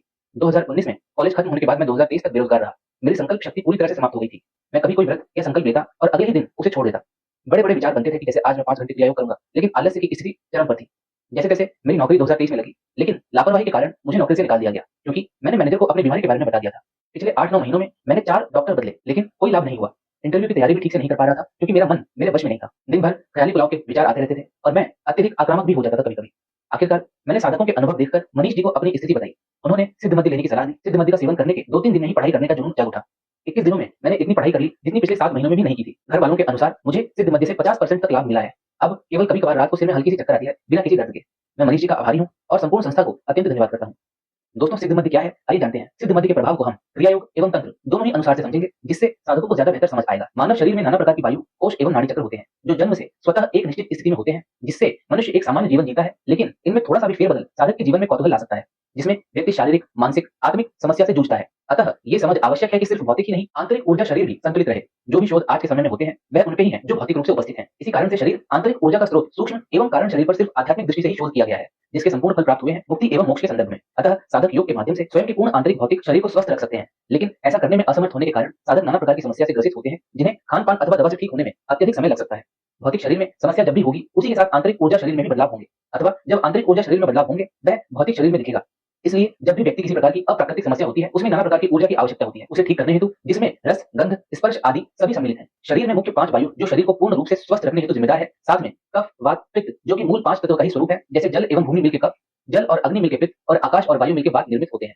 समस्या तब होती है जब इनमें से कुछ भी असंतुलित हो जाए। उसमें व्यक्ति को ये समझ नहीं आता कि वो क्या कर रहा है। शरीर में 5 मुख्य वायु में उदान वायु शरीर के कंठ से ऊपरी भाग में होती है, जो कि मस्तिष्क का नियंत्रण रखती है। इसी के कारण शरीर का भार रहता है। जब व्यक्ति का देहांत होता है, उस समय इसी के अभाव में शरीर भारी हो जाता है। इसमें बदलाव होने पर व्यक्ति नाना प्रकार के मानसिक कष्ट का सामना करता है, जिसमें वो एक काल्पनिक जीवन जीने लगता है, अनर्गल बातें करने लगता है, भय में जीवन जीने लगता है। जब वो वायु असंतुलित होती है, उसी के साथ व्यान वायु भी होती है, जिसमें त्वचा खराब होने लगना या साधक स्पर्श की शक्ति खोने लग जाता है। धीरे-धीरे मांसपेशियां आदि कमजोर होने लग जाती हैं। ऐसी स्थिति में साधक को आंतरिक ऊर्जा के विकास की आवश्यकता होती है, जिसे वो योग के माध्यम से अथवा रस, स्पर्श, गंध के माध्यम से प्राप्त करता है, जिससे वो इस असंतुलन से शीघ्र बाहर निकल सके। ये रस ही सिद्ध मध्य है। तंत्र अनुसार साधक अपने जीवन में नाना प्रकार के स्थान एवं व्यक्ति के प्रभाव में आते हैं, जिसमें साधक संपूर्ण समर्पण करते हैं। जिस समय वह मूत्र त्याग करते हैं अथवा संभोग करते हैं, उनका शरीर स्वयं सुरक्षा में कम रहता है, जिस कारण से किसी भी अतृप्तता के प्रभाव में आसानी से आ जाते हैं। ये सिर्फ इन्हीं 2 समय पर नहीं, अन्य हर समय साधक का शरीर नाना प्रकार की प्रकृति प्रभावित क्रियाओं का सामना करता रहता है, जिसमें यदि वो आंतरिक रूप से शक्तिशाली है तो उन्हें पार कर लेता है, अन्यथा प्रभाव में आ जाता है, जिसे सामान्य शब्दों में नकारात्मकता कहते हैं। आपने अधिकतर सुना होगा कि किसी को भूत अथवा प्रेत ने पकड़ लिया जब वो किसी जगह पर पेशाब कर रहा था। उसका मूल कारण स्वयं को स्वच्छंद छोड़ना है, जिसकी वजह से प्रभाव में आने की संभावनाएं बढ़ जाती हैं। इसलिए व्यक्ति को संभोग एवं इससे संबंधित क्रिया को निर्धारित स्थान पर ही करना चाहिए। चंद्र जल एवं मन का कारक होता है। सूर्य द्वारा भूमि पर जीवन होता है। ये तो हर व्यक्ति समझता है, इसलिए तंत्र में हठ योग की इतनी महत्वता है। यदि साधक इसका अभ्यास करता है तो कोई भी नकारात्मक शक्ति उसके समीप भी नहीं आ सकती है। साथ ही साथ वह इन पर नियंत्रण भी कर लेता है। लेकिन साधक अपने निजी जीवन में इतने व्यस्त हैं कि उनके पास समय नहीं है। इसलिए इनके असंतुलन अथवा यह नाड़ी असंतुलन ही शारीरिक समस्या उत्पन्न करता है, जिसमें कुछ चक्र प्रभावित हो जाते हैं। इनको पूर्ण रूप से संतुलित और प्रभावशाली बनाने हेतु ही सिद्ध मध्य है, जिससे साधक के अंदर प्रकृति से समस्त ऊर्जा को ग्रहण करने की शक्ति बढ़ती है और उसके नाड़ी और शरीर में ऊर्जा विकास होता है। ये मूल स्वरूप है इसे समझने का। अब समझते हैं इन्हें प्राप्त होने वाले लाभ के विषय में। ये सिर्फ सेवन करने वाले के शरीर पर कार्य करता है। नकारात्मकता से मुक्ति, नाना प्रकार की अप्राकृतिक बाधा से मुक्ति, भय से मुक्ति, मानसिक असंतुलनता से मुक्ति, शारीरिक संचय से मुक्ति, डरावने स्वप्न आदि से मुक्ति, नजर दोष आदि से बचाव। इसे गिना नहीं जा सकता। जितनी भी समस्या जो शरीर से संबंधित है, उनमें मुक्ति मिल जाती है। एक साधक को इसके माध्यम से माइग्रेन में भी आराम मिला। एक साधक को लंबे समय से शारीरिक समस्या थी, उन्हें लगभग 1 सप्ताह के सेवन से 35% राहत है। अभी तक जिन्होंने भी इसका सेवन किया है, उन्हें लाभ प्राप्त हुए हैं। अतः यदि आप भी किसी भी प्रकार से ऊपरी बाधा अथवा किसी अन्य अप्राकृतिक चीज से ग्रसित हैं, तो आप इसका सेवन अवश्य करें। इसके विषय में अधिक जानकारी टेलीग्राम चैनल पर सार्वजनिक रूप से उपलब्ध है। हालांकि महाविद्याएं भिन्न हैं, लेकिन वे एक सामान्य लक्ष्य साझा करती हैं, साधकों को मोक्ष की ओर मार्गदर्शन करना, जिससे वे अपने जीवन के आवश्यक सबक सीख सकें। आइए जानते हैं कि 10 महाविद्याएं कौन कौन सी हैं। पहले नंबर पर काली आती हैं, जो समय, मृत्यु और परिवर्तन की देवी हैं, जो अंतिम वास्तविकता का प्रतिनिधित्व करती हैं। उसके बाद देवी तारा का स्थान आता है। ये देवी जो साधकों को कठिनाइयों और आध्यात्मिक बाधाओं से उबारती हैं। तीसरे नंबर पर देवी त्रिपुर सुंदरी का स्थान आता है, जो कि प्रेम और सुंदरता की देवी हैं। इनके बाद देवी भुवनेश्वरी, जो कि ब्रह्मांड की रानी कही जाती हैं, जो भौतिक सृष्टि पर नियंत्रण रखती हैं। देवी छिन्नमस्ता, जो आत्म बलिदान का प्रतीक है। देवी भैरवी, उग्र देवी, जो अज्ञान और अहंकार का विनाश करती हैं। धूमावती, विधवा देवी, जिनका आधिपत्य चुनौतियों और दरिद्रता पर है, जिससे त्याग की शिक्षा मिलती है। देवी बगलामुखी, जो शत्रुओं को अस्थिर करती हैं। देवी मातंगी, आंतरिक ज्ञान और रचनात्मकता की देवी। देवी कमला, समृद्धि और प्रजनन की देवी, जो लक्ष्मी का रूप है। दोस्तों, ये सभी महाविद्याएं शक्तिशाली हैं, लेकिन भैरवी अपनी उग्र परिवर्तनकारी प्रकृति के कारण विशिष्ट हैं। अन्य देवियों जैसे लक्ष्मी या सरस्वती, जो समृद्धि, ज्ञान और सुंदरता के साथ जुड़ी हैं, भैरवी की ऊर्जा सीधे भक्त को उनके गहरे भय, अहंकार और आसक्तियों का सामना करने के लिए चुनौती देती है, ताकि वे भौतिक संसार के भ्रांतियों से मुक्त हो सकें। भैरवी अक्सर अज्ञान और अहंकार के विनाशक देवी के रूप में मानी जाती हैं। उनकी उपस्थिति भक्तों को वास्तविकता के प्रति जागरूक करती है और उन्हें आत्मिक जागरूकता की ओर अग्रसर करती है। दोस्तों, परिवर्तन और आध्यात्मिक विकास में भैरवी साधना की एक अत्यंत मुख्य भूमिका है। भैरवी का संबंध विनाश से है, जैसा कि पहले बताया गया है, लेकिन पारंपरिक अर्थों में नहीं। वे अज्ञान, अहंकार और उन आसक्तियों को नष्ट करती हैं जो व्यक्तियों को जन्म, मृत्यु और पुनर्जन्म के चक्र से बांधे रखती हैं। भैरवी की ऊर्जा आत्मा को शुद्ध करती है, बाधाओं को दूर करती है, जिससे भक्त को सत्य के प्रति जागरूकता मिलती है। उनकी उग्रता वास्तविकता के प्रति सीधे चेतना को बढ़ावा देती है, जिसमें भक्त को अपने व्यक्तिगत सीमाओं, भय और चिंता का सामना करना पड़ता है। भैरवी की उपासना और साधना के माध्यम से साधक अपने अहंकार और आसक्तियों को त्याग कर आध्यात्मिक स्वतंत्रता प्राप्त कर सकते हैं। भैरवी की तुलना अक्सर देवी काली के साथ की जाती है, जो महाविद्याओं में एक और उग्र देवी हैं। जबकि काली का विनाशकारी रूप ब्रह्मांडीय विघटन का प्रतिनिधित्व करता है, भैरवी की ऊर्जा व्यक्तिगत और सीधी है, जो आत्मा के परिवर्तन पर ध्यान केंद्रित करती है। वे साधकों को उनके अंधकार से बाहर निकालने और उनकी भौतिक सीमाओं को पार करने में सहायता करती हैं। भैरवी का भैरव के साथ गहरा संबंध भी तांत्रिक परंपराओं में उनकी महत्वपूर्ण भूमिका को दर्शाता है। भैरव शुद्ध चेतना का प्रतीक है, जबकि भैरवी एक शक्ति है जो आध्यात्मिक विकास को प्रेरित करती है। दोनों मिलकर चेतना और ऊर्जा के बीच संतुलन का प्रतिनिधित्व करते हैं। भैरवी का महाविद्याओं में महत्व इस बात में है कि वे अज्ञान और अहंकार का विनाश करती हैं। हिंदू दर्शन में अज्ञान को सभी दुखों की जड़ माना जाता है, क्योंकि ये व्यक्ति को वास्तविकता की सही पहचान से रोकता है। अहंकार व्यक्ति को भौतिक इच्छाओं में फंसाए रखता है और उसे आत्मा से अलग करता है। भैरवी की ऊर्जा इस भ्रम को काटने में सहायक होती है। वे भक्त को अपने अहंकार और भौतिक वस्तुओं की अस्थायीता का सामना करने के लिए मजबूर करती है। ये प्रक्रिया कठिन और डरावनी हो सकती है, लेकिन ये आध्यात्मिक विकास के लिए आवश्यक है। भैरवी के आशीर्वाद से भक्त अज्ञान और अहंकार का सामना करके आत्मिक जागरूकता प्राप्त कर सकते हैं। भैरवी का मार्ग आत्मा का सीधा सामना है। अन्य महाविद्याओं के विपरीत, जिनका आशीर्वाद समृद्धि या ज्ञान के रूप में आता है, भैरवी का आशीर्वाद अक्सर चुनौतियों और परीक्षणों के रूप में होता है। उनका मार्ग साहस की आवश्यकता करता है, क्योंकि साधकों को अपने मोह को छोड़कर अंधेरे पहलुओं का सामना करना होता है। जीवन की सुरक्षा सभी का अधिकार एवं धर्म है। इसलिए हर व्यक्ति अपनी और अपने परिवार की शारीरिक सुरक्षा हेतु न्यूनतम वस्त्र, भोजन, आश्रय इसकी व्यवस्था सर्वप्रथम करते हैं। उसके बाद की सुरक्षा में स्वास्थ्य सर्वोपरि है, क्योंकि जब शरीर होगा तभी अन्य सुरक्षा की आवश्यकता होगी। मनुष्य बड़ी से बड़ी समस्या आसानी से काट सकता है अगर उसका शरीर स्वस्थ है और मस्तिष्क सही दिशा में कार्य कर रहा है। यही मनुष्य की स्वाभाविक स्थिति है। क्या वर्तमान समय में ऐसा हो रहा है? ईर्ष्या और अहंकार से डूबता हुआ मनुष्य सर्वप्रथम अपनी बुद्धि और विवेक खोता है, उसके बाद अपने इस शरीर को और साथ ही अपनी अर्जित संपत्ति को। लेकिन इस सत्य को स्वीकार करने में अभी भी मनुष्य को काफी समय लग सकता है। तंत्र विद्या इस तंत्र के हेतु आवश्यक है, जिससे मनुष्य अपने जीवन को सुखमय बना सके। लेकिन आज के समय में तंत्र का प्रयोग खुद के लाभ से अधिक दूसरों को हानि पहुंचाने में किया जा रहा है, जो कि अत्यंत पीड़ादायक और कष्टकारी है। जब मनुष्य इससे ग्रसित होता है, उसके बाद वो अपने मस्तिष्क का सही उपयोग न कर पाने के कारण हमेशा हानि को ही प्राप्त करता है। वही हानि आर्थिक, मानसिक, शारीरिक, आत्मिक, आध्यात्मिक, व्यापारिक किसी भी क्षेत्र में हो सकती है। भौतिक शरीर की सुरक्षा करने में मनुष्य स्वयं से समर्थ है, लेकिन जो आंतरिक ऊर्जा है उसकी सुरक्षा हेतु मनुष्य समय निकाल नहीं पाते, अथवा यदि निकाल भी पाते हैं तो सही विधि के अभाव में उनको उसका लाभ नहीं प्राप्त हो पाता। आंतरिक ऊर्जा की सुरक्षा हेतु जप, तप, हवन, ध्यान क्रियाएं आदि प्रतिदिन आवश्यक है, लेकिन समय के अभाव में मनुष्य जो सर्वाधिक आवश्यक है सर्वप्रथम उनसे ही दूरी करता है, क्योंकि इनका असर तुरंत नहीं दिखता और इस समय काल में मनुष्य को सब कुछ तुरंत चाहिए। आंतरिक ऊर्जा पर प्रभाव अतिरिक्त शक्तियों के माध्यम से होता है, जो कि किसी भी प्रकार से प्रभाव कर सकती है। स्पर्श, किसी चीज को आपके शरीर से स्पर्श करवा दिया जाएगा। रस, कुछ आपके भोजन पदार्थ में मिला के आपको खिला दिया गया हो। गंध, किसी भी प्रकार का परफ्यूम अथवा धुआं करके गंध बनाई गई हो। रूप, कोई चीज आपको ऐसी दिखा दी जाए जो अप्राकृतिक हो। ध्वनि, कुछ शब्द ऐसे आपको सुना दिए जाए। आकाश अथवा वायु, यह तंत्र का अति प्रचंड विज्ञान है, जिसमें कोई व्यक्ति एक जगह बैठे बैठे आपके शरीर पर नियंत्रण कर लेता है। ये वो मुख्य माध्यम है जिनसे साधक अर्श से फर्श पर आ सकते हैं। इनके अलावा भी अनेक माध्यम है जिनसे आंतरिक शरीर कमजोर होने लगता है। उदाहरण हेतु ग्रहों का प्रतिकूल प्रभाव, कुल देवी देवता का रुष्ट हो जाना, ग्राम देवी देवता का अप्रसन्न रहना, अपने इष्ट की सेवा न करना इत्यादि। इन सभी से होने वाले प्रभाव में साधक कैसी परेशानियां झेलते हैं, ये मैं आपको कम से कम शब्दों में समझाने का प्रयत्न कर रहा हूँ। आर्थिक समस्याएं, नौकरी व्यापार में हानि आदि होती रहती है। शारीरिक समस्याएं, बीमारियां उत्पन्न होना, आंतरिक शरीर कमजोर होना। मानसिक समस्याएं, विचारों में डूबे रहना, भ्रम अथवा भय की स्थिति बने रहना। आध्यात्मिक समस्याएं, पूजा पाठ में मन न लगना, ईश्वर से विरोध करना। ऐसी अनेक समस्याएं जो आंतरिक शरीर से संबंधित है, लेकिन उनका प्रभाव भौतिक शरीर पर आता है। अतः यदि आंतरिक शरीर को हम भौतिक रूप से सुरक्षा प्रदान कर दें तो इस समस्या से भी मुक्ति मिल सकती है। इसके लिए तंत्र एवं इस संपूर्ण सृष्टि के महागुरु भगवान शिव द्वारा दिए गए रुद्राक्ष का विशेष रक्षा आवरण का निर्माण सावन माह में गुप्त रूप से किया गया है, जिससे इन सभी समस्याओं से पूर्ण सुरक्षा की संभावना है। जिसका निर्माण विशेष रुद्राक्ष के समूह से बनाया गया है, जिससे ये स्त्री पुरुष सभी को लाभ प्रदान करे। इसे छोटे बच्चे से बड़े बूढ़े सभी धारण कर सकते हैं। इस रक्षा आवरण को वे साधक भी धारण कर सकते हैं जो अपने जीवन में बताई गई समस्याओं से सुरक्षा चाहते हैं, अर्थात कि भविष्य में उन्हें ऐसी कोई भी समस्या का सामना न करना पड़े। अधिक जानकारी टेलीग्राम चैनल पर उपलब्ध। दोस्तों, तांत्रिक साधना में भैरवी का इन्वोकेशन उच्च चेतना की प्राप्ति के लिए कुंडलिनी ऊर्जा को जागृत करने और उसे ऊपर ले जाने के लिए किया जाता है। उनकी ऊर्जा भक्त को उच्च आध्यात्मिक स्तरों तक पहुंचने में सहायता करती है। भैरवी की साधना का अंतिम लक्ष्य न केवल जन्म और पुनर्जन्म के चक्र से मुक्ति है, बल्कि एक गहन आंतरिक परिवर्तन है जो आत्मा को दिव्य के साथ एकता की ओर ले जाता है।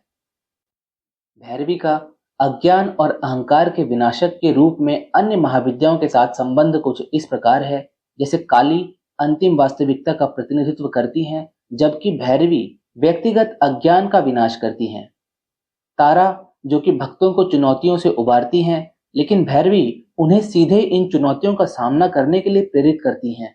त्रिपुर सुंदरी जो कि दिव्य प्रेम और सुंदरता का प्रतीक है, लेकिन भैरवी की प्रेम शक्ति उग्र होती है जो सीधे परिवर्तन के लिए होती है। छिन्नमस्ता जो कि आत्म बलिदान पर जोर देती हैं, और भैरवी भी अहंकार के त्याग की आवश्यकता पर बल देती हैं। इस प्रकार भैरवी की ऊर्जा आत्म प्रकाशन की यात्रा में महत्वपूर्ण है, जो अन्य महाविद्याओं की शिक्षाओं को पूरा और संतुलित करती है। दोस्तों, तंत्र में भैरवी और मूलाधार चक्र के बीच में संबंध को समझना आवश्यक है। तांत्रिक साधना में भैरवी का संबंध मूलाधार चक्र से है, जो रीढ़ की हड्डी के आधार पर स्थित होता है, जहां कुंडलिनी ऊर्जा सुप्त रहती है। मूलाधार चक्र भौतिक इच्छाओं, अस्तित्व के आधार और अहंकार से जुड़ा होता है। भैरवी की ऊर्जा जब जागृत होती है तो ये कुंडलिनी को सक्रिय कर सकती है, जिससे साधक उच्च चेतना की ओर बढ़ सकता है। भैरवी की उग्र ऊर्जा आवश्यक है ताकि साधक अपने निचले चक्रों की बाधाओं को तोड़ सकें, जहां कई लोग भय, आसक्ति और भौतिक इच्छाओं में फंसे रहते हैं।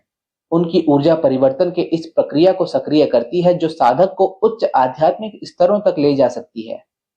कुंडलिनी शक्ति को प्राथमिक आध्यात्मिक ऊर्जा माना जाता है, जो रीढ़ की हड्डी के आधार पर विशेष रूप से मूलाधार चक्र में सुप्त अवस्था में रहती है।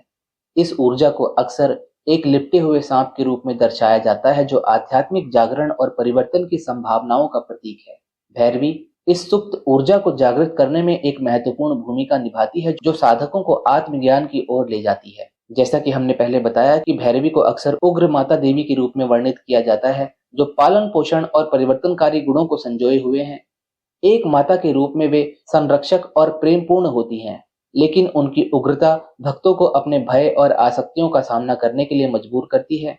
कुंडलिनी जागरण की यात्रा में भैरवी आध्यात्मिक विकास के लिए एक उत्प्रेरक के रूप में कार्य करती हैं। यहाँ उनकी भूमिका के मुख्य पहलू कुछ इस प्रकार हैं। भैरवी की ऊर्जा कुंडलिनी शक्ति को उसकी सुप्त अवस्था से जागृत करने के लिए मानी जाती है। यह जागरण केवल एक भौतिक घटना नहीं है, बल्कि एक गहरा आध्यात्मिक अनुभव है, जो संपूर्ण प्राणी, शरीर, मन और आत्मा को प्रभावित करता है।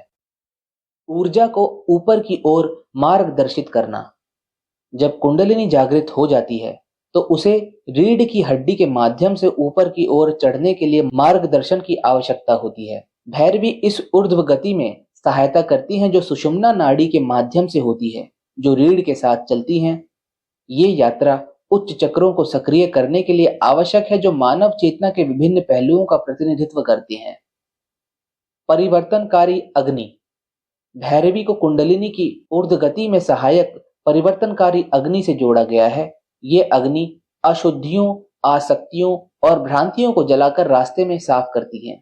इसी अग्नि के माध्यम से साधक में रूपांतरण होता है, जो पुराने पहचान को छोड़कर उच्च अवस्था में जागृत होता है। कई बार साधक जब ध्यान में बैठे होते हैं तब उन्हें अपनी रीढ़ की हड्डी में एक गर्मी का आभास होता है। ये गर्मी देवी भैरवी की परिवर्तनकारी अग्नि ही होती है। कुंडलिनी शक्ति की यात्रा में मुख्य 7 चक्रों से गुजरना शामिल होता है, जो मानव अनुभव और चेतना के विभिन्न पहलुओं का प्रतिनिधित्व करते हैं। मूलाधार चक्र, ये वह स्थान है जहां कुंडलिनी ऊर्जा सुप्त रहती है। ये अस्तित्व, स्थिरता और आधार को दर्शाता है। स्वाधिष्ठान चक्र, ऊर्जा जब बढ़ती है तो स्वाधिष्ठान चक्र में प्रवेश करती है, जो रचनात्मक, यौनता और भावनात्मक संतुलन को नियंत्रित करता है। इस स्तर पर भैरवी की ऊर्जा साधक को अपनी रचनात्मक क्षमता और भावनात्मक गहराई को अपनाने में सहायता करती है।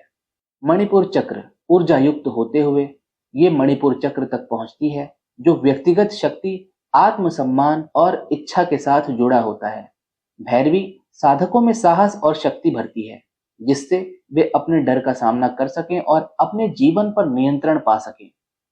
अनाहत चक्र चक्र के ऊपर बढ़ते हुए ऊर्जा अनाहत चक्र तक पहुंचती है, जहां प्रेम, करुणा और क्षमा निवास करते हैं। भैरवी की उग्र और पोषण करने वाली ऊर्जा साधकों के हृदय को खोलने में सहायता करती है, जिससे वे अपने और दूसरों के प्रति असीम प्रेम और करुणा का अनुभव कर सकें। विशुद्धि चक्र विशुद्धि चक्र में संचार और आत्म व्यक्ति महत्वपूर्ण होते हैं। भैरवी इस चक्र में अपने सत्य को व्यक्त करने और प्रामाणिकता को अपनाने में सहायता करती है। आज्ञा चक्र यात्रा फिर आज्ञा चक्र तक पहुंचती है, जो अंतर्दृष्टि और अंतर्ज्ञान का केंद्र है। भैरवी धारणा और आध्यात्मिक दृष्टि को बढ़ाती है, जिससे साधक भौतिक क्षेत्र से परे देख सकते हैं।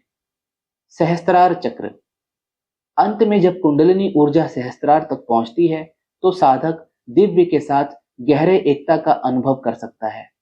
इस अवस्था को अक्सर समाधि कहा जाता है, जो आध्यात्मिक आनंद का प्रतीक है। इस अवस्था में व्यक्तिगतता का अनुभव समाप्त हो जाता है और साधक ब्रह्मांड के साथ एकता का अनुभव करता है। दोस्तों, समाधि एक ऐसी चेतना की अवस्था है जहां साधक अहंकार को पार करता है और दिव्य के साथ एकता का अनुभव करता है। इस अनुभव में गहन आनंद, शांति और स्पष्टता होती है। भैरवी की ऊर्जा जो कुंडलिनी को ऊपर की ओर मार्गदर्शित करती है, इस एकता में सहायता करती है। समाधि तक पहुंचने की प्रक्रिया केवल एक लक्ष्य नहीं है, बल्कि एक परिवर्तनकारी यात्रा है, जहां साधक अपनी सच्ची प्रकृति को अपनाना सीखता है। पारगमन समाधि में आत्म और अन्य के बीच का भेद मिट जाता है। साधक अपनी अंतर्निहित दिव्यता को पहचानता है, ये समझते हुए कि वे ब्रह्मांड से अलग नहीं है, बल्कि उसका अभिन्न हिस्सा है। ये पारगमन कुंडलिनी जागरण का अंतिम लक्ष्य होता है। अहंकार का क्षय जैसे जैसे कुंडलिनी उठती है और साधक समाधि की ओर बढ़ता है, अहंकार, जो अक्सर दुख का स्रोत होता है, खत्म होने लगता है। ये क्षय साधक को अपने और दिव्य के बीच एक गहरे संबंध की अनुभूति कराता है। दोस्तों, भय और मृत्यु पर काबू पाने में भी भैरवी साधना की एक मुख्य भूमिका है। भैरवी आध्यात्मिक साधना के क्षेत्र में एक अनूठी और महत्वपूर्ण स्थान रखती हैं, विशेषकर मृत्यु और जीवन के अस्थायी स्वभाव से जुड़े गहरे भय को दूर करने के संबंध में। भैरवी का चित्रण, विशेषकर शव पर खड़ी हुई उनकी प्रहारक छवि, गहरा महत्व रखती है। ये प्रतिनिधित्व मृत्यु पर उनकी विजय और जीवन और पुनर्जन्म के चक्र को दर्शाता है, और ये इस बात को उजागर करता है कि वे अपने भक्तों को उनके भय से मुक्त करने में सहायता करती हैं। शव पर खड़ी भैरवी का प्रतीकात्मक अर्थ। भैरवी का शव पर खड़ी होना केवल मृत्यु का चित्रण नहीं है, ये उनकी मृत्यु पर विजय का एक शक्तिशाली प्रतीक है। शव पर खड़े होकर वे ये दर्शाती हैं कि वे भौतिक क्षेत्र और मृत्यु के अनिवार्य होने से परे हैं। देवी के इस प्रतीक का कई उद्देश्यों के लिए उपयोग होता है। मृत्यु पर विजय। शव भौतिक शरीर का प्रतिनिधित्व करता है, जो अस्थायी है और अंततः सड़ जाता है। भैरवी की मुद्रा दर्शाती है कि वे इस भौतिक सीमा से परे हैं। इस सिद्धांत को अपनाकर वे साधकों को प्रेरित करती हैं कि वे मृत्यु को अंत के रूप में नहीं, बल्कि आत्मा की मुक्ति के लिए आवश्यक परिवर्तन के रूप में देखें। भय का सामना। भैरवी के उग्र रूप का ध्यान करने से साधक को अपनी सबसे गहरे मृत्यु के भय का सामना करने के लिए मजबूर किया जाता है। इस प्रक्रिया के दौरान वे अस्तित्व की प्रकृति का पता लगाते हैं, समझते हैं कि उनका भय विभाजन और भौतिक रूप से जुड़ी आसक्ति में निहित है। माया और वास्तविकता। हिंदू दर्शन में भौतिक दुनिया को अक्सर माया कहा जाता है। भैरवी को जगा करके साधकों को इस माया को पार करने के लिए मार्गदर्शन मिलता है। वे समझते हैं कि जीवन और मृत्यु एक बड़े ब्रह्मांडीय चक्र का हिस्सा है, जिसमें आत्मा विभिन्न अस्तित्व की अवस्थाओं के बीच संक्रमण करती है। दोस्तों, भैरवी की उग्रता के संदर्भ में उन्हें एक करुणामयी मां के रूप में देखा जाता है। उनके स्वभाव का ये द्वंद्व, उग्र लेकिन पोषणकारी, उनकी आध्यात्मिक शिक्षाओं में महत्वपूर्ण भूमिका निभाता है। भय को एक उपकरण के रूप में उपयोग करना।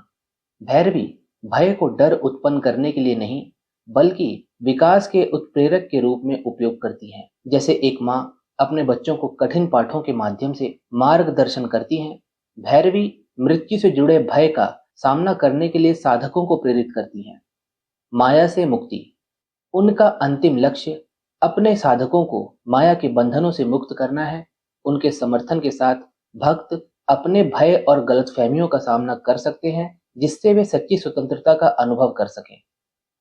अभय अर्थात निर्भीकता की दिशा में, भैरवी के आशीर्वाद के माध्यम से साधक अभय की स्थिति प्राप्त करने की इच्छा रखते हैं। ये स्थिति केवल भय की अनुपस्थिति नहीं है, बल्कि आत्मा की शाश्वतता की गहरी समझ है, जो आंतरिक शांति और आनंद की ओर ले जाती है।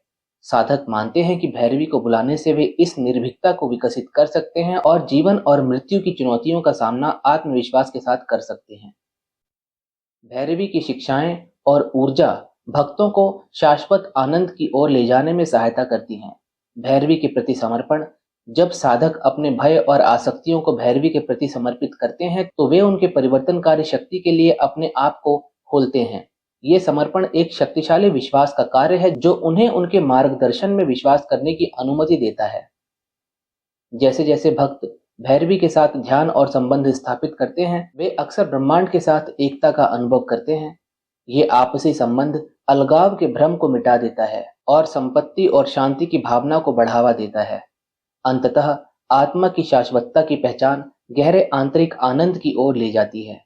ये आनंद बाहरी परिस्थितियों पर निर्भर नहीं होता, बल्कि व्यक्ति की सच्ची प्रकृति के ज्ञान और जीवन और मृत्यु को प्राकृतिक प्रक्रियाओं के रूप में स्वीकार करने से उत्पन्न होता है। भैरवी का भगवान शिव अर्थात भैरव के साथ संबंध।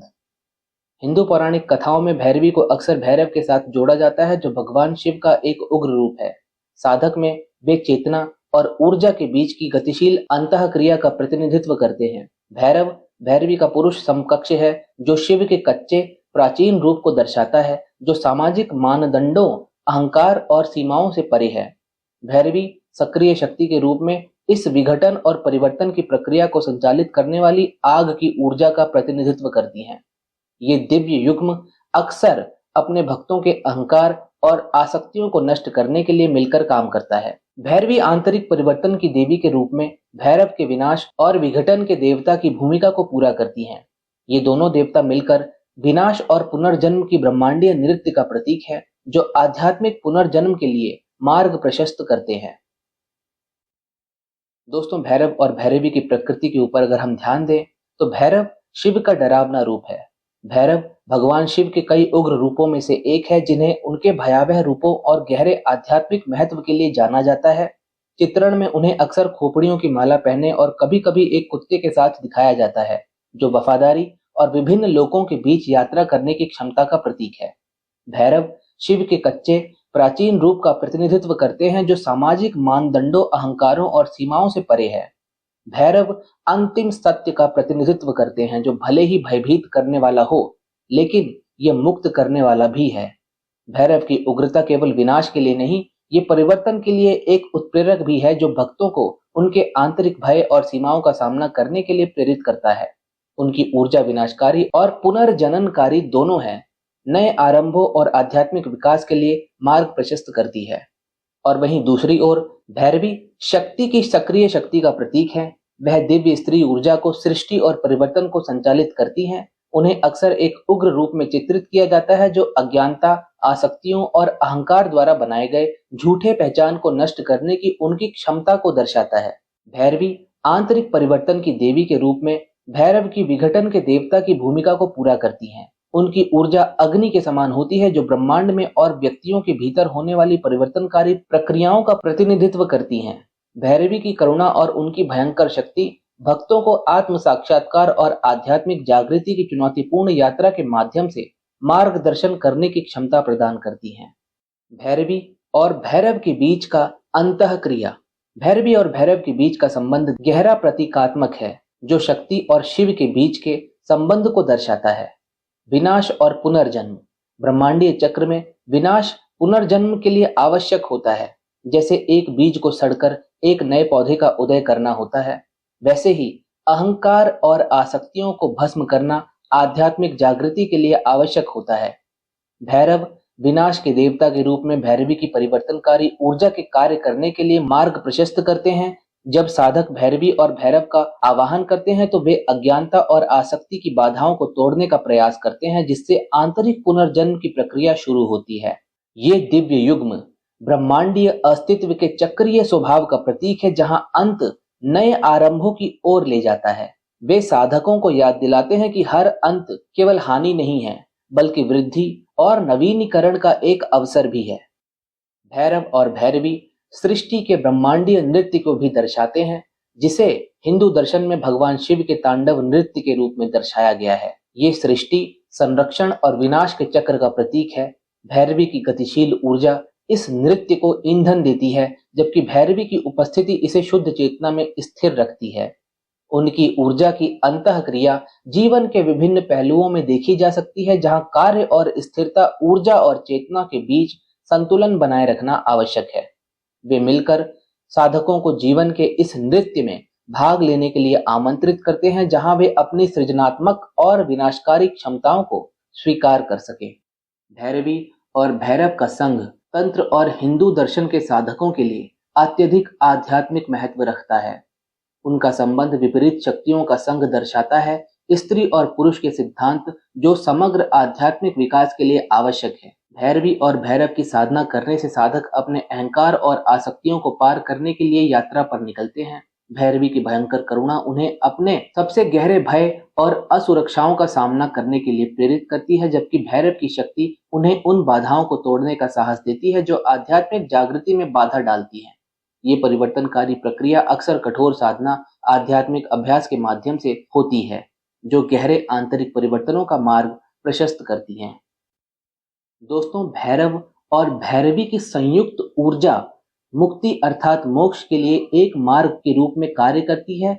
उनके आशीर्वाद से साधक अपने सच्चे स्वभाव की गहरी समझ प्राप्त कर सकते हैं, अपने पहचान के बंधनों को पार करते हुए और अस्तित्व की एकता की खोज करते हुए। यह जागरूकता अक्सर गहरी शांति और ब्रह्मांड के साथ संबंध के अनुभव के साथ आती है। योग परंपरा में भैरवी साधना साधक की आंतरिक शक्तियों या सिद्धियों के जागरण से जुड़ी हुई एक गहरी रूपांतरणकारी साधना है। ये शक्तियां केवल चमत्कारी क्षमताएं नहीं होती, बल्कि वे उन्नत चेतना की अवस्थाएं और आध्यात्मिक विकास का प्रतीक हैं, जो साधक को आत्म साक्षात्कार और मोक्ष की ओर बढ़ने में सहायता करती हैं।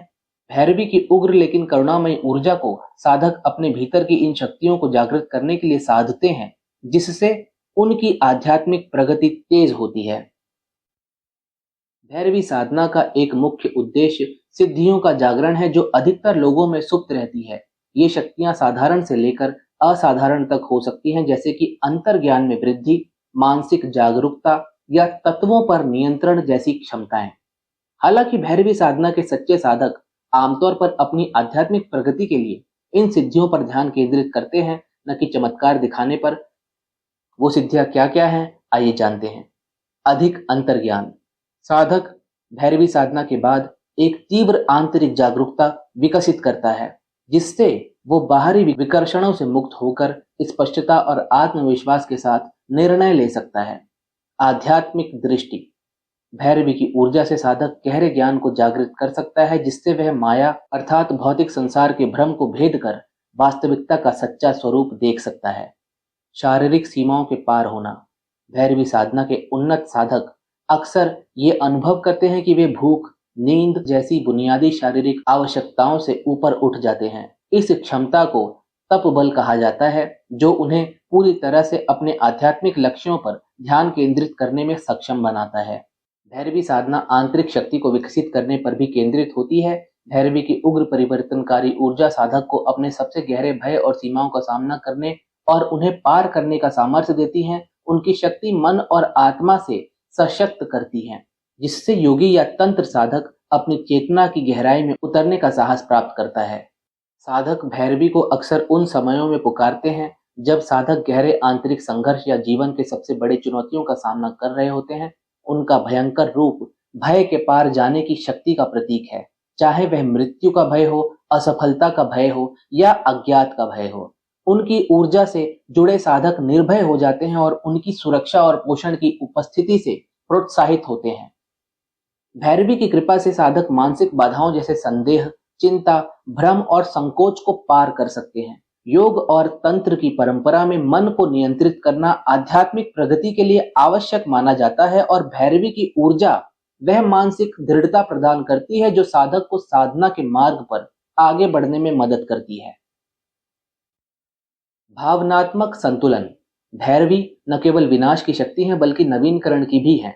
उनकी ऊर्जा साधक को दबी हुई भावनात्मक बाधाओं को छोड़ने में सहायता करती है, जिससे नकारात्मकता को आंतरिक शक्ति और स्पष्टता में परिवर्तित किया जा सकता है। वे साधक को भावनात्मक उथल पुथल के माध्यम से मार्गदर्शन करती है, जिससे भीतर की शांति और भावनात्मक संतुलन प्राप्त होता है। दोस्तों, अगर हम साधारण रूप से समझें तो भैरवी साधना का एक प्रमुख पाठ ये है कि भौतिक इच्छाओं और सुखों से मुक्ति प्राप्त की जाए, जो मानव दुखों का मूल कारण है। हिंदू दर्शन में भौतिक वस्तुओं, संबंधों और यहाँ तक कि अपनी स्वयं की पहचान से जुड़ाव को, जन्म और मृत्यु के चक्र को चलाने वाला माना जाता है। भैरवी का उग्र रूप इन बंधनों को समाप्त करने का प्रतीक है। उनकी भयंकरता उन गहरे जुड़ावों को काटने के लिए है जो व्यक्ति को अस्थायी संसार में फंसा देते हैं। भौतिक इच्छाएं एक ऐसा पर्दा बनाती हैं जो मन को धुंधला कर देती हैं और व्यक्ति को उसकी सच्ची आध्यात्मिक प्रकृति को पहचानने से रोकती हैं। भैरवी की शिक्षाएं इस बात पर जोर देती हैं कि भौतिक दुनिया जबकि जीविका के लिए आवश्यक है, लेकिन ये व्यक्ति के आध्यात्मिक जीवन का केंद्र नहीं होनी चाहिए। सच्चा लक्ष्य भौतिकता से परे जाकर उन उच्चतर सत्यों से जुड़ना है, जहां आत्मा इच्छाओं के बंधन से मुक्त होती है। भैरवी की शिक्षाएं केवल भौतिक इच्छाओं से अलग होने तक सीमित नहीं हैं, बल्कि वे अनासक्ति के अभ्यास पर भी जोर देती हैं। अनासक्ति का मतलब है कि संसार में रहते हुए भी उससे भावनात्मक रूप से बंधा ना होना। ये संसार में रहकर उसे पूरी तरह अनुभव करने की कला है, लेकिन उन अनुभवों को अपनी पहचान का हिस्सा ना बनने देना या अपने सुख दुख को उनसे न जोड़ना। भैरवी साधना में साधकों को अपने कर्तव्यों का पालन करने और अपने जीवन को जीने के लिए प्रेरित किया जाता है, लेकिन अपने कार्यों के परिणामों से बंधे बिना। ये भागवत गीता की शिक्षा के समान है, जहां भगवान कृष्ण अर्जुन को बिना फल की चिंता के कर्म करने की सलाह देते हैं। भैरवी के भक्तों को एक ऐसी आंतरिक संतुलन की स्थिति को विकसित करने के लिए प्रेरित किया जाता है, जहां वे संसार में संलग्न रह सकते हैं, लेकिन फिर भी उसके उतार चढ़ाव से अप्रभावित रहते हैं। ये अनासक्ति का अभ्यास व्यक्ति को आंतरिक शांति और संतोष की गहरी भावना की ओर ले जाता है, क्योंकि अब व्यक्ति बाहरी परिस्थितियों से प्रेरित नहीं होता। अहंकार आध्यात्मिक पथ पर सबसे बड़ी बाधाओं में से एक है। भैरवी की शिक्षाओं में एक महत्वपूर्ण पाठ ये है कि भौतिक संसार अस्थायी और नश्वर है। भौतिक संसार में हर चीज परिवर्तनशील है। शरीर बूढ़े होते हैं, रिश्ते बदलते हैं, धन आता है और चला जाता है, और जीवन स्वयं क्षणिक है। समय और विनाश की प्रतीक के रूप में भैरवी सिखाती है कि भौतिक संसार में कुछ भी स्थायी नहीं है और इन अस्थायी चीजों से आसक्ति केवल पीड़ा की ओर ले जाती है। भैरवी के रूप पर ध्यान केंद्रित करके साधकों को परिवर्तन की अनिवार्यता और अस्थायी सुखों या संपत्तियों से चिपके रहने की निरर्थकता की याद दिलाई जाती है। संसार की अस्थायी प्रकृति को समझना बंधन से मुक्त होने के लिए एक शक्तिशाली उपकरण है। जब साधक ये महसूस करता है कि भौतिक संसार में जो कुछ भी वह प्रिय मानता है वह क्षय और समाप्ति के अधीन है, तो वे अपने बंधनों को छोड़ने और आध्यात्मिक उन्नति पर ध्यान केंद्रित करने के लिए प्रेरित होते हैं। कर्म कारण और प्रभाव का नियम है और ये व्यक्तियों को जन्म और पुनर्जन्म के चक्रों से बांधता है। प्रत्येक कार्य, चाहे वह अच्छा हो या बुरा, उसका परिणाम होता है और ये परिणाम व्यक्ति के भविष्य के जीवन को आकार देता है। भैरवी की शिक्षाएं इस चक्र से ऊपर उठने का मार्ग प्रदान करती हैं। इच्छाओं और अहंकार से मुक्त होकर और अनासक्ति का अभ्यास करके साधक भौतिक संसार से जुड़ी कर्म की जंजीरों को तोड़ सकते हैं। एक मुक्ति प्रदाता के रूप में भैरवी अपने साधकों को मोक्ष की ओर मार्गदर्शन करती है, जो जन्म और पुनर्जन्म के चक्र से मुक्ति की अवस्था है। वह अपने भक्तों को निस्वार्थ से कर्म करने के लिए प्रोत्साहित करती हैं, बिना अपने कार्यों के परिणामों से बंधे हुए। यह निस्वार्थ कर्म भौतिक संसार से मुक्त होकर आत्मा को कर्म के बंधनों से ऊपर उठने और आध्यात्मिक स्वतंत्रता प्राप्त करने में सहायता करता है। दोस्तों, अगर हम रेफरेंस की बात करें तो भैरवी की कथाएं कई प्राचीन ग्रंथों में निहित हैं, जिनमें से एक है देवी महात्म्य ग्रंथ। ये ग्रंथ देवी को उनके विभिन्न रूपों में सम्मानित करता है और उन्हें दिव्य रक्षक और संहारक के रूप में रेखांकित करता है। भैरवी की उग्र ऊर्जा को बाधाओं और अज्ञानता को पार करने के लिए आवश्यक बल के रूप में दर्शाया गया है। साथ ही साथ तंत्र सार नामक एक ग्रंथ में भी भैरवी से संबंधित तांत्रिक दर्शन पर चर्चा की गई है और मानव शरीर के ऊर्जा केंद्रों के साथ उनके संबंध को उजागर किया गया है। ये ग्रंथ चक्रों के परिवर्तनकारी शक्तियों और उनके प्रति समर्पित साधना के महत्व पर चर्चा करता है। विभिन्न पुराणों में भैरवी को समर्पित कथाओं का उल्लेख है जो उन्हें संहारक और पालनकर्ता दोनों के रूप में उजागर करते हैं। ये ग्रंथ अक्सर उनकी करुणामयी पक्ष को उजागर करते हैं जो उन्हें एक माँ के रूप में दर्शाते हैं और जो अपने साधकों को मुक्ति की ओर मार्गदर्शित करती हैं। देवी भैरवी की साधना के विषय में चर्चा करें तो इनकी साधना प्रत्येक तीसरे माह करनी होती है, जिसकी अवधि 21 दिनों की होती है, जिसमें 5 मुखी संस्कारित रुद्राक्ष माला का प्रयोग किया जाता है और प्रतिदिन 10 माला का जाप मूल मंत्र से किया जाता है। लाल आसन पर बैठ करके उत्तर दिशा की तरफ मुख करके गले में भैरव तंत्र धारण करके इस साधना को किया जाना चाहिए। साधना में हवन की आवश्यकता नहीं होती, लेकिन ब्रह्मचर्य पालन अति आवश्यक होता है पूरे 21 दिन तक। साधना काल में स्थान परिवर्तन वर्जित होता है और जाप के बाद ध्यान करना अति आवश्यक बताया गया है। दोस्तों, मूल मंत्र की जानकारी के लिए डिस्क्रिप्शन में उपलब्ध लिंक के माध्यम से हमारा टेलीग्राम चैनल अवश्य ज्वाइन करें। साधना के मूल नियमों को सरलता पूर्वक समझाने हेतु संस्था द्वारा 3 वीडियो बनाई गई हैं, जिनमें साधना करने से पहले क्या क्या नियम अपनाए जाते हैं वो समस्त मूल नियम विधि पूर्वक बताए एवं समझाए गए हैं, जिसे आप स्क्रीन पर देख सकते हैं। इन तीनों वीडियो के लिंक डिस्क्रिप्शन बॉक्स में उपलब्ध हैं, अतः मूल नियमों को अच्छी तरह से समझने के लिए इन तीनों वीडियो को अवश्य देखें।